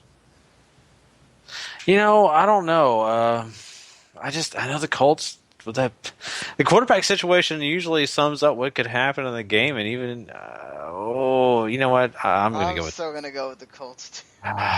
No, I'm going Tennessee. I'll take the risk. I don't care. All right, so we do have an interesting game here because the owner of the Jaguars came out and said that Gus Bradley is guaranteed his job. He got the dreaded vote of confidence, guys.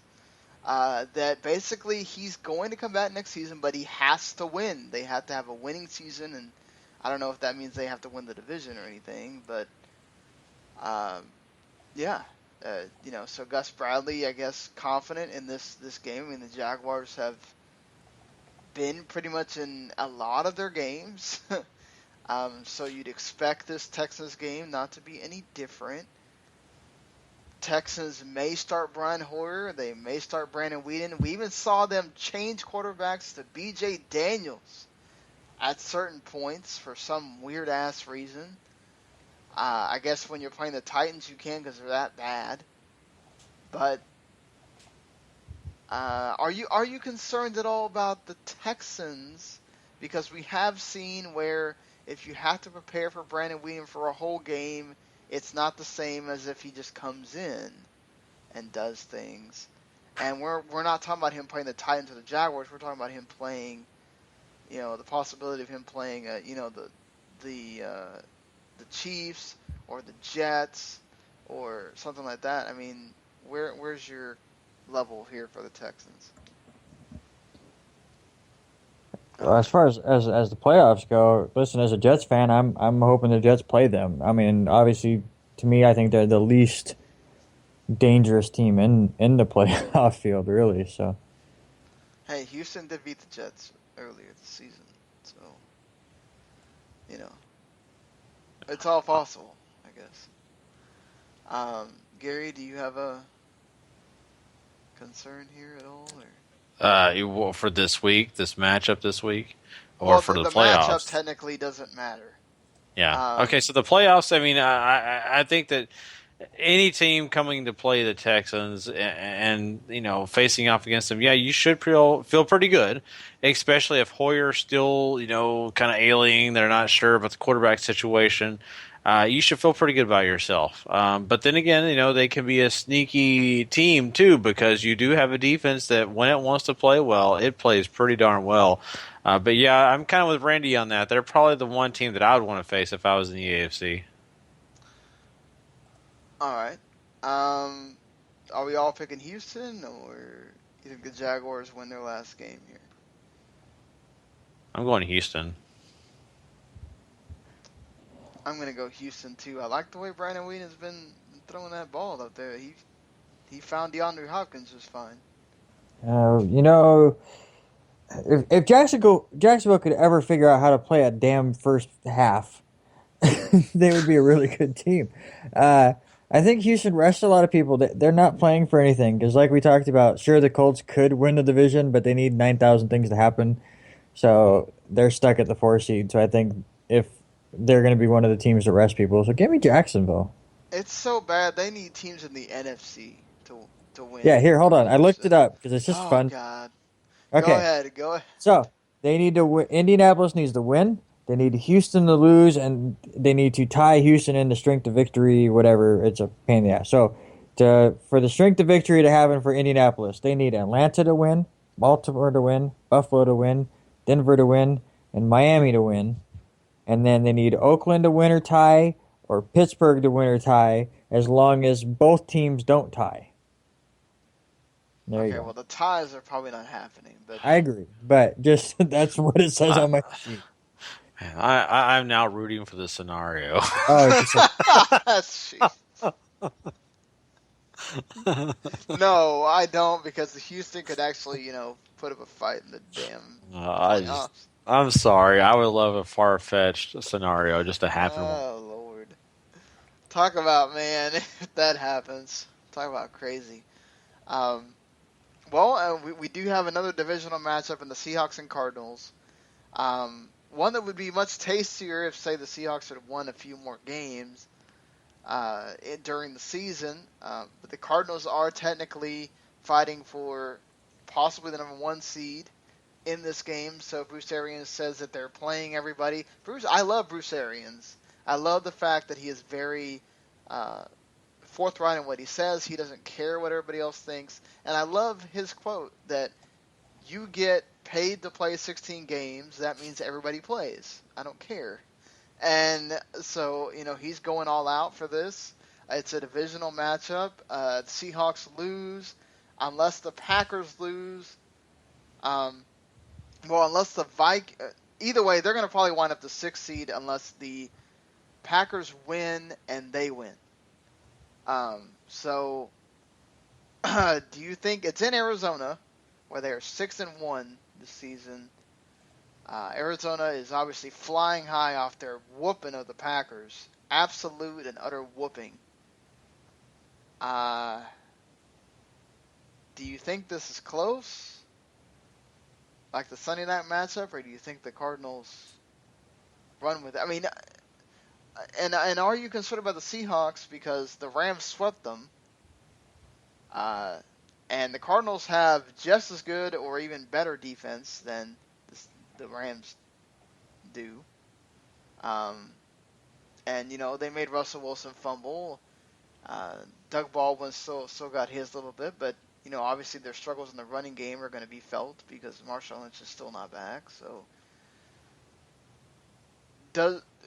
how concerned are you about the Seahawks for the playoffs, and what do you think about this game here, Week 17?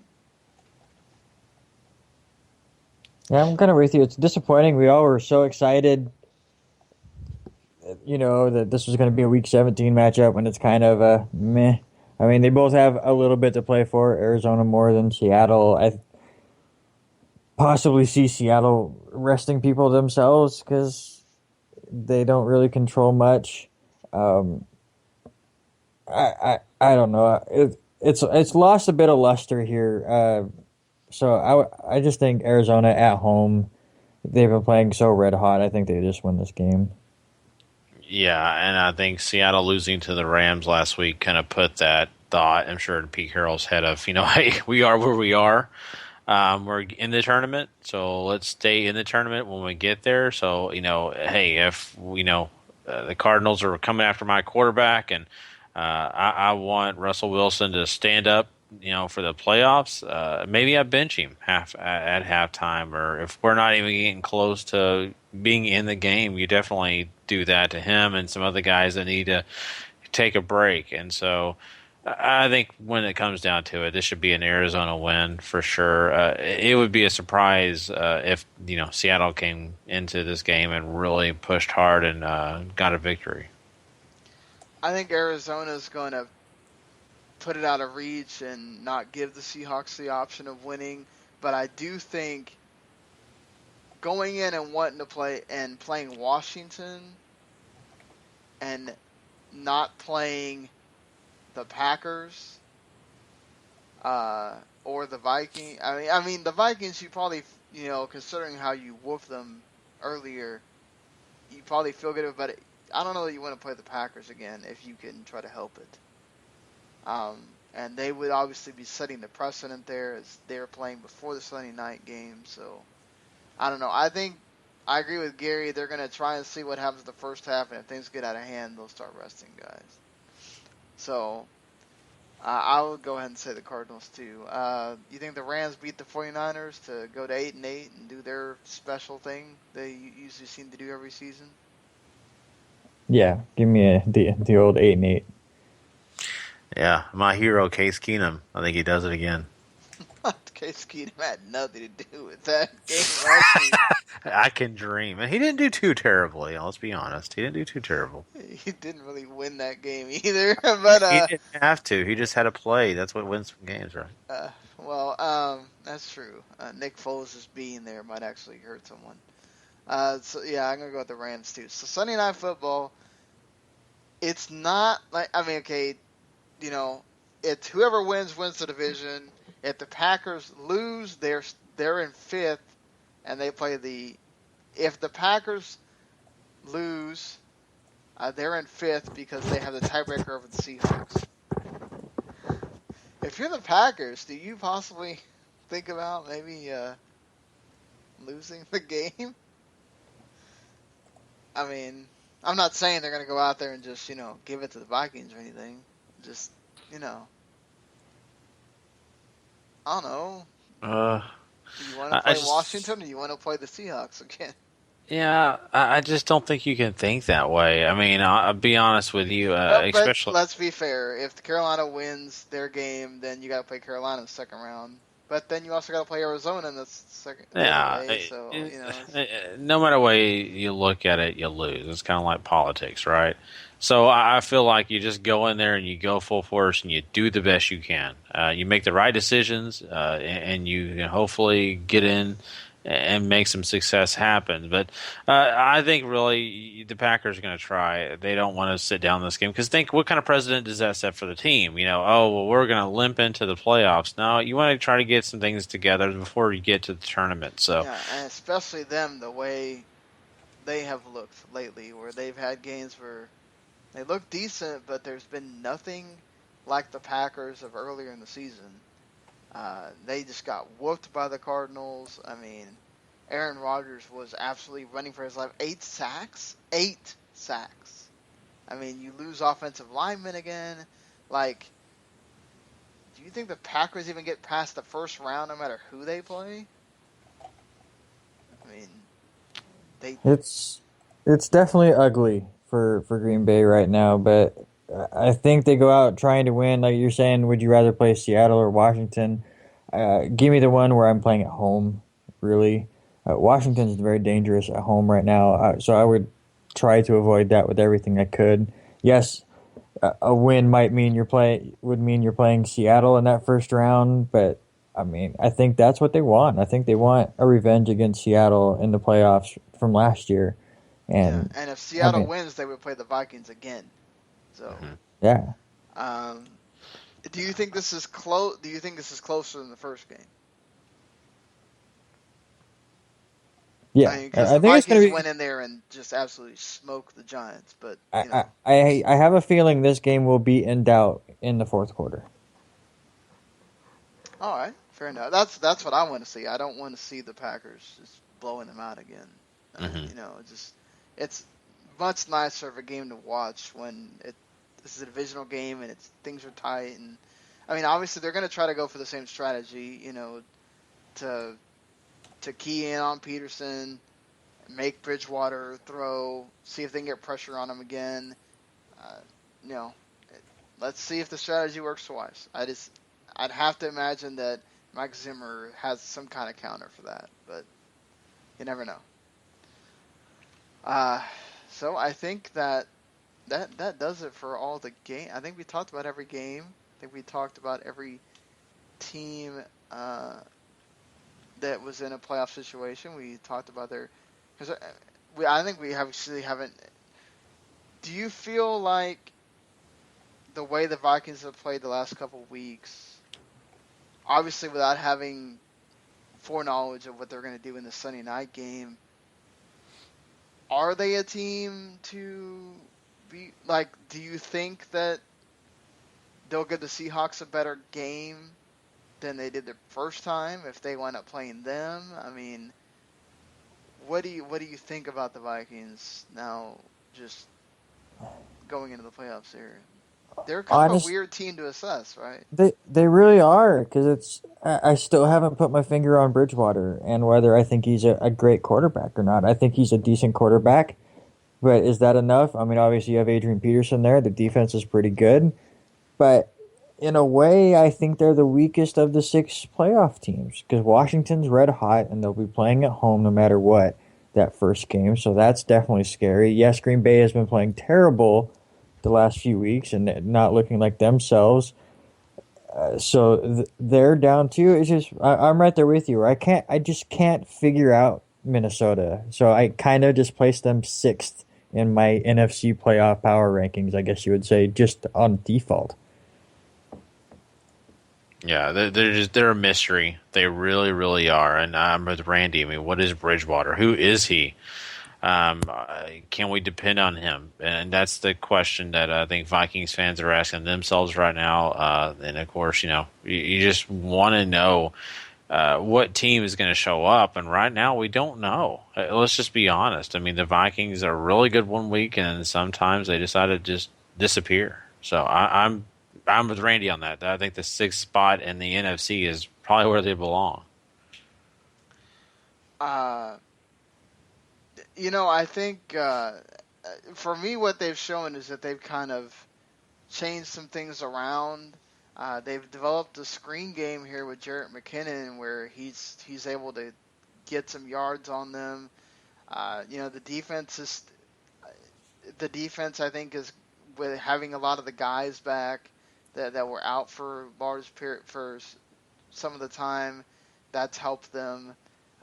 Bridgewater, I think, he's always been poised, but he seemed to, in that Packers game, he was just really flushed constantly. He didn't know what to do with all the pressure. I think in the games that have come after that, he seems to be able to understand that he's going to have to see that quicker and move, roll out, and try to find people. And he was able to do that a lot in the Giants game. He was able to do that in the previous game before that too. So I would think that that's a strategy that he's going to be able to use, and you're going to have to account for that. And he can also run, which is something that you have to account for, just like with Aaron Rodgers and with Russell Wilson and whoever they're going to be playing. Even Kirk Cousins is going to do it a little bit too. So, that's it's going to be interesting to see what you get with the Vikings for sure. But before, I think we're going to do this, let's do this a little bit differently. Since we're doing 2 weeks in one here, let's go ahead and do our power rankings and our player of the week first. So we did have some of our big teams lose that we had in the power rankings before. So what does your power rankings look like now? Mine, have changed a little bit here because of the fact that we've definitely seen a lot of crazy things happen this week, and we've seen a lot of changes. So, mine, of course, I have to move Carolina down. Let's just be honest. Not just because they're a loss, but because they have obviously kind of fallen by the wayside a little bit here. It seems like they're struggling a little bit more than they were. We talked about early in the season, they were playing Madden football. Now they're not. So Arizona does look like they are playing Madden football. Arizona is my number one.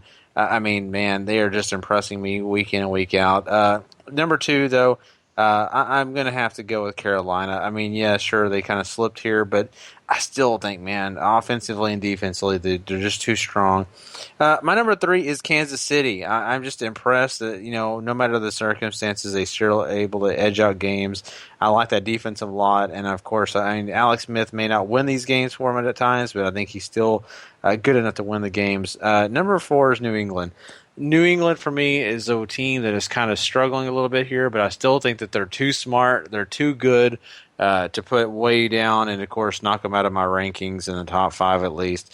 And, of course, my number 5 is Denver. The only reason I don't have Denver higher, because, honestly, their defense is better than New England's, is because of Osweiler. He is still in question, and I think Tom Brady kind of edges him out. So that's why I have that. What do you got, Randy?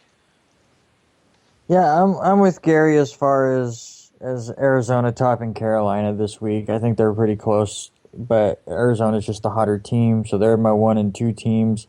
Uh, I have Kansas City as 3, 9 wins in a row. You can't deny what's going on there. I give Denver my number 4. Listen, they played a very tough team in Cincinnati and found a way to come back and win and get themselves into the playoffs. And number 5, I have my Jets. I mean, they go out and they beat the Patriots and get themselves a chance to control their own destiny. So yeah, I have them at number 5.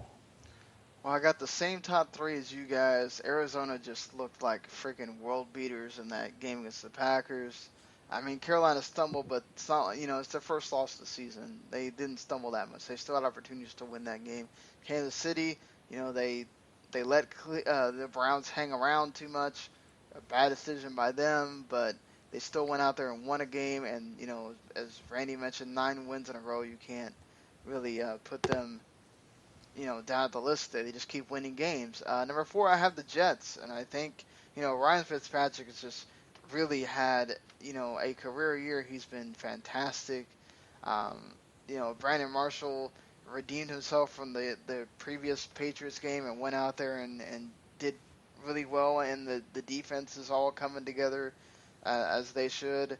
I mean, they've got it all great. I mean, it sucks that Ivory's still kind of banged up a little bit, but you got Powell to kind of spell him.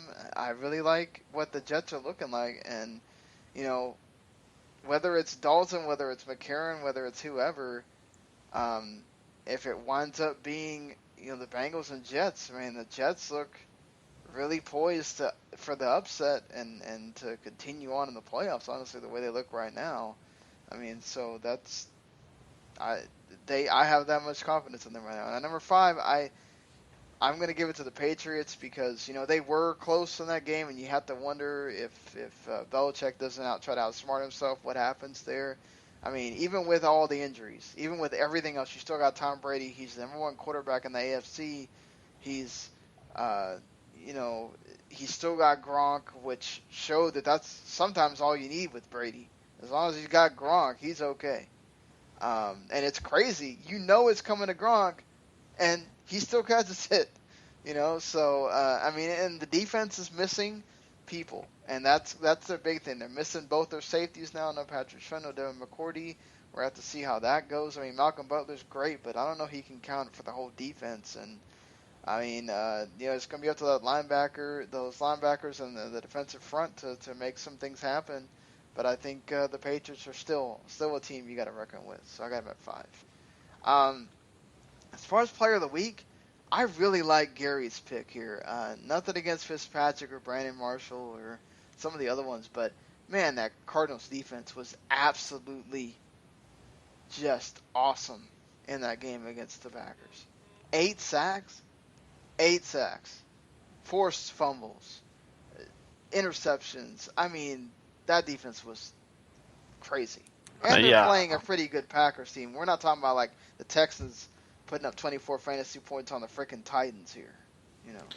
I just don't understand why Vince McMahon got arrested this week and the Cardinals defense didn't, because they just it was domestic dispute all day against the whole Aaron Rodgers situation. They beat him down, and I feel bad. And that's not to take that lightly. I'm just joking, but in serious, I mean that was a just complete controlling of the Packers offense. I just looked at that game and said, wow, I mean, if there's any worse situation Aaron Rodgers could be in, just show it to me, because this is the worst. I've never seen him taking that kind of beating before, or at least in my recent memory. And I just felt bad for him. In fact, I kind of thought to myself, McCarthy needs to put the backup in a lot sooner. It's just unfair for him to take that kind of beating. The offensive line looked awful. The Cardinals were on fire and they were ready. And the addition of Freeney, man, how smart was that? I mean, it's just brilliant, because he looks like he's young again. He looks like he drank some of the fountain of youth. It just to me right now, the Cardinals defense is just and on this was fire. Without Tyrann Mathieu, yeah, to be clear too. So yeah. Randy, you want to make a case for Fitzpatrick here? No, I was just filling it in. I'm with him. Arizona's defense was ridiculous. My only question is, do we give it for the entire group, or do we give it to Calais Campbell, or if you pick a whole defense in fantasy, why can't you have a whole No, defense as player of I the hear week? you. Yeah, and I actually had chose a different player earlier just because I told Sean, I said, I don't know if I'm allowed to pick the Cardinals defense. And he said, well, technically you can pick them in fantasy, so there you go. That's the only reason I picked them. But, yeah, I mean, wow. It's just amazing. And I got to ask you, Randy, I mean, I don't. I'm kind of curious. I'm always curious about fans, and I know your girlfriend's a huge Packers fan. When my team is getting blown out, and it just sometimes I find myself flipping channels, finding other games to look at, maybe catching up on something else and having it in the background. I don't pay attention because it's too sad to watch. Does your girlfriend stick with it the whole time and watch this? Well, she's one of those people, win or lose, she has to see every single play, and it drives me nuts sometimes. Like, the Packers will be up by 21 points, and, like, they're going up for a kneel down. She's like, no, we have to watch it. But the funny thing is, on Sunday, we had our Christmas get-together with my dad, so we were over there. And I watched the Jets game at that point, and then we stuck around. My dad is a Seahawks fan. She's a Packers fan. They both played the late games. So they were kind of just switching back between those two. And it was a good half hour of the moment they switched, Russell Wilson would get sacked. And then they would switch back, and Aaron Rodgers would get sacked. And then they would switch back, and Todd Gurley would get a 10-yard run. And they would switch back, and Arizona would score. And it was like, every time they switched, the next play was terrible.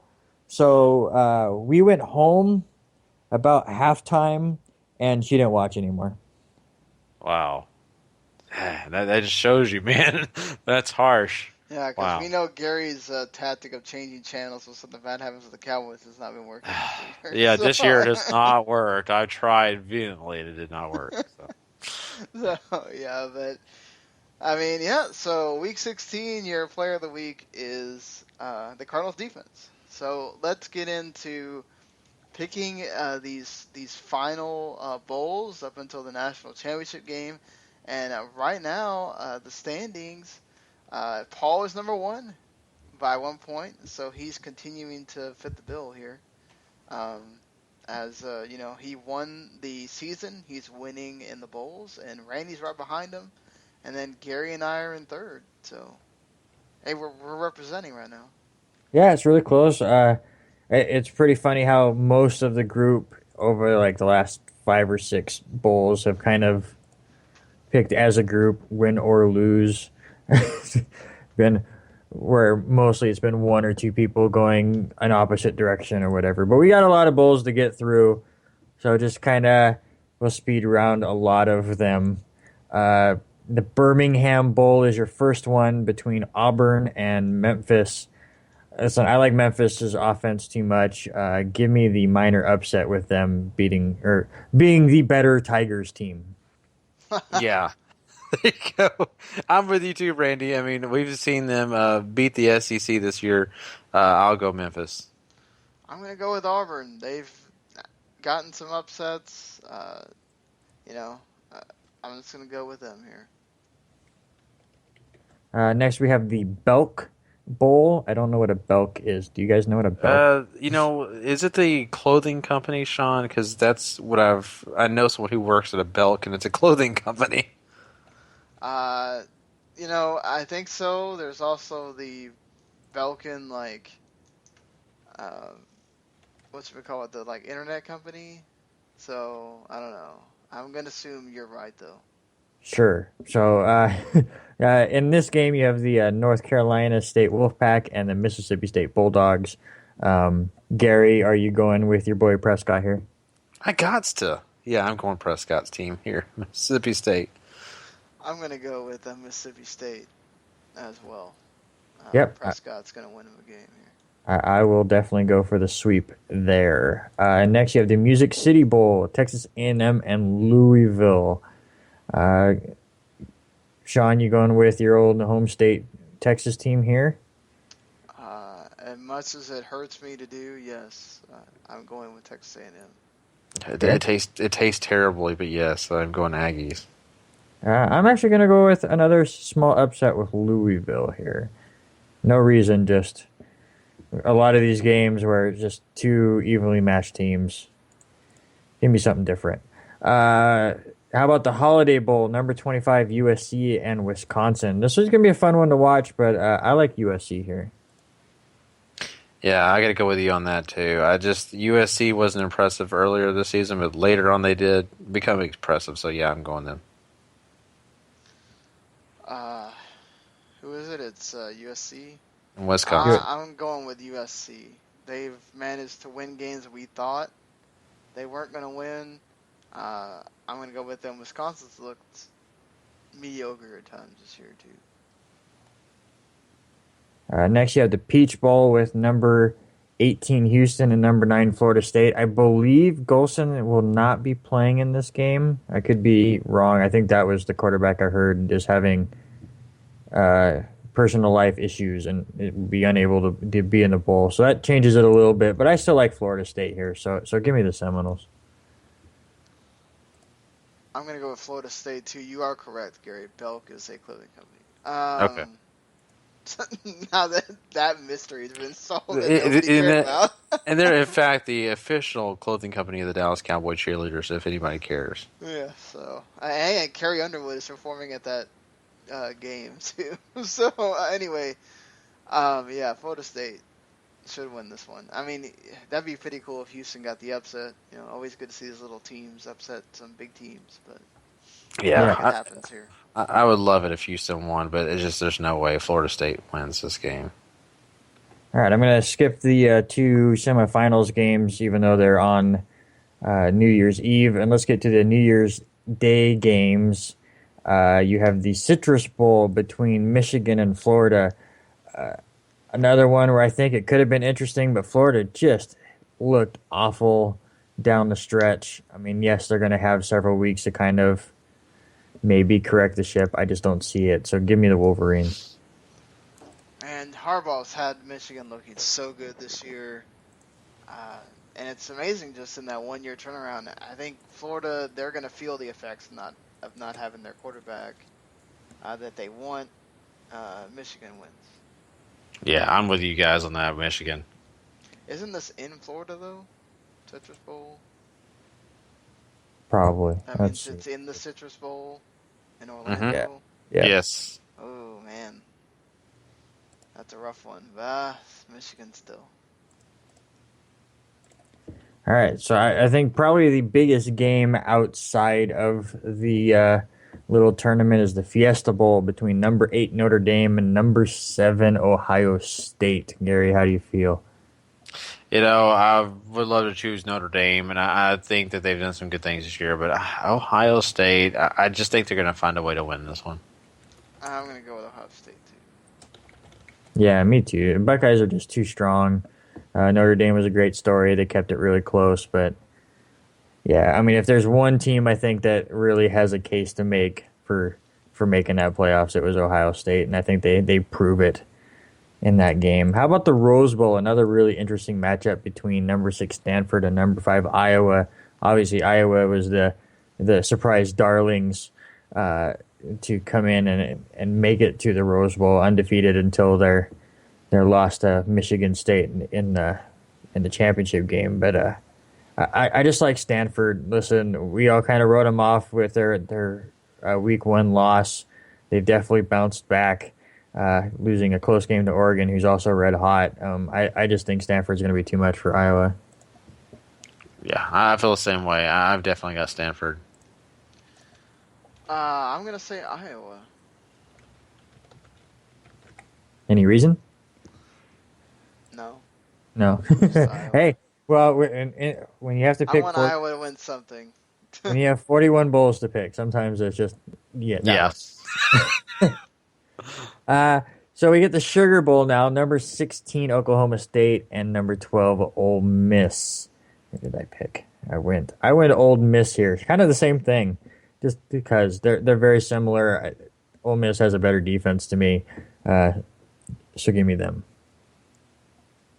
What do you think, Gary? I got Ole Miss too. I'm gonna go with Ole Miss. I feel like I'm gonna rue the day I'm picking all these SEC teams. They're gonna end up losing. Yeah. Well, speaking of SEC teams, you have the now we're getting back down into the junk here, but the Tax Slayer Bowl between Penn State and Georgia. I think you might be taking another SEC team because I am. I'm taking Georgia. Georgia. Mark Richt. Yeah. Wait, did they officially say he's like leaving, or wasn't he, or that was that people saying he was and he didn't, or Who are we talking about? the Georgia coach? No, he left. He is in Miami now. Right. Yeah. So it was Les Miles who people thought was going to leave and didn't. Okay. Yeah. See, so even with a new coach, that team's still good. I picked them over Penn State too. You pick Penn State, you said? No, Georgia. Oh, Georgia. Yeah, there's no way I could go against Tony Schiavone. I'm going Georgia. Oh, Lord, Gary. That's a year-long thing. It's a joke that no one got, but us. So how about the Liberty Bowl, Sean? It with the Arkansas Razorbacks and Kansas State Wildcats. Who do you got here? I can't go against my team. Not when they've been performing well, and this should be a fun game to watch, but I got to go with Arkansas. I'm with you. I like Arkansas in this game. Me too. I'm with you. All right, back to that page. Okay, we got two more here before the playoffs. Let's do this one. Cactus Bowl. We did that Tennessee and Northwestern game. Oh, did I skip that one? I skipped too far down. So, yeah, let's do that one real quick. The Outback Bowl. Number 13, Northwestern, and number 23, Tennessee. Shoot me. I'm picking another SEC team. Give me Tennessee. I'm picking Northwestern here. Yeah, I'm with Sean on this one. Northwestern for me. How about the Motel 6 Cactus Bowl, of all things? West Virginia against my terrible pick to make the playoffs, Arizona State. Boy, was that wonderful. But screw it. Give me Arizona State. I'm going to go to Arizona State, too. They got to win sometime. You know, I just did it for Randy, and in fact, when I did my pick'ems earlier, Arizona State. Yeah. All right. Another really big game here, the Alamo Bowl between Oregon and TCU. I want the winner and whether or not this tops 95 points. No, doesn't top 95 points. I can't go against TCU. They're kind of like my second team, so I kind of can't go against them. As much as, yeah, as heartbreaking it would be to do that, but I'm going to, Sean. I've got to go Oregon here. I just think TCU's kind of found their place, and yeah, they're not going to do it. Yeah, Oregon was red hot at the end of the season with Adams being healthy. They're a completely different team. Boykin should be 100% as well. So this is going to be a crazy game. The over-under is at 79 right now, and I would easily take the over, but I am taking the Ducks on that one. So let's get to the playoffs. And where do we go? Let me go up high. There we go. The Orange Bowl is the first one between number 4 Oklahoma and those undefeated Clemson Tigers. Give me Oklahoma here to give them their first loss. I just think they're the most complete team in this playoff. I'm going to go with Clemson. They're undefeated for a reason, though. They don't have the same kind of teams that they have to play as Oklahoma does. But, man, I just can't see them not at least getting to the national championship game. I'm right there with you, Sean. It is very painful, for me at times to have to pick Oklahoma, and I wanted to pick Oklahoma there because I really like their defensive line a lot. But man, I just don't see it. I think Clemson's going to find a way to beat them. All right, and then the other one in the Cotton Bowl, number 3 Michigan State and number 2 Alabama. Gary, how do you feel about this one? Michigan State, one of those teams I want to root for, and I think they've done great this year. But it's sad to say, I think Alabama's going to find a way. They just gotten too hot. Nick Saban in these situations, usually he doesn't fail. I can't go against him here, Alabama. Yeah, I'm right there with you. I mean, it's just, I think it really comes down to coaching here, and you definitely give the nod to Alabama. Yep. All right. Well, we'll pick the national championship game next week because we'll have a show before that. We'll get to go in depth in that game and everything. So, yeah, we'll be back on Monday night, Tuesday morning. No Monday night game to talk about. Those are over. We'll be back reviewing all of Week 17. And we'll know all the playoff matchups, and we'll get to kind of have an early look at those and see if Black Monday really was Black Monday by that point. And yeah, we'll get more in depth into we'll know who won the two semifinal matchups. We'll get to talk about that and pretty much know who's going to win the bowl. Pick them probably by then. Maybe not. Maybe it comes down to the last one. Who knows? But yeah, so should be interesting. We'll have lots to talk about the next time we have a show. Hopefully everybody has a happy new year. Gets to do something fun. Thankfully I'm off at least on New Year's Eve, and then I gotta go in Friday morning, so probably no drinking for me.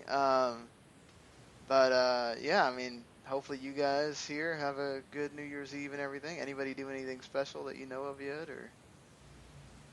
No, I think it's just going to be a stay at home. Yeah, I'm debating. A friend offered me to come over. I don't know if I want to do that yet. I'm still figuring that out. We just did something simple last year. I mean, I'm just not big on the whole doing this extravagant thing. For a lot of times, just watching the big fireworks in other places is so much more interesting than like everybody crowding at a park and all that junk, Yeah. Just not a fan of driving home with people who possibly could be intoxicated. So I think I may just stick it at home. All right. Well, like I said, everybody have a Happy New Year. And until next week, be sure to subscribe to the podcast on iTunes, where you can get, anytime we have a show, you'll get it right there in your feed. You can just hit play whenever you want. You can also subscribe to the whole entire W2M network, where we have the wrestling podcast, Rest of the Max, which we'll be doing, if you're a listener of that, we'll be doing it on Wednesday night or later today or whenever you listen to this. We'll be doing our W2M third annual awards, Wrestler of the Year, Match of the Year, all that kind of stuff. We'll be doing it on that show.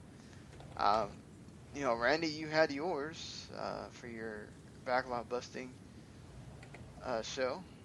Yeah, slightly different than your normal 2015 video game awards. We basically went through all of the games that we played in our backlog this year and kind of ranked them and put them in different categories, and just had a good time just looking back at all the crazy games we played over the last year. If you want to check that out, it is at backlogbusting.com, or it's on 411mania.com in the game zone. Yep. So we'll and coming soon to W2M Network too. You can just find it through there. So and we have other podcasts coming through there too. So I mean, the thing's growing slowly but surely. And of course, the regular video games podcast, we're aiming to get it out there tomorrow. It's been a little while since we've done one. Mark and I will probably reveal our 10 through 5s on our individual game awards lists. I counted those up yesterday, sent the email out to everybody, so we already know the top 10 lists, and we'll get that out this week as well. So, but all right, everybody, enjoy your games, enjoy your New Year's, and see you on Monday night, Tuesday morning. Later.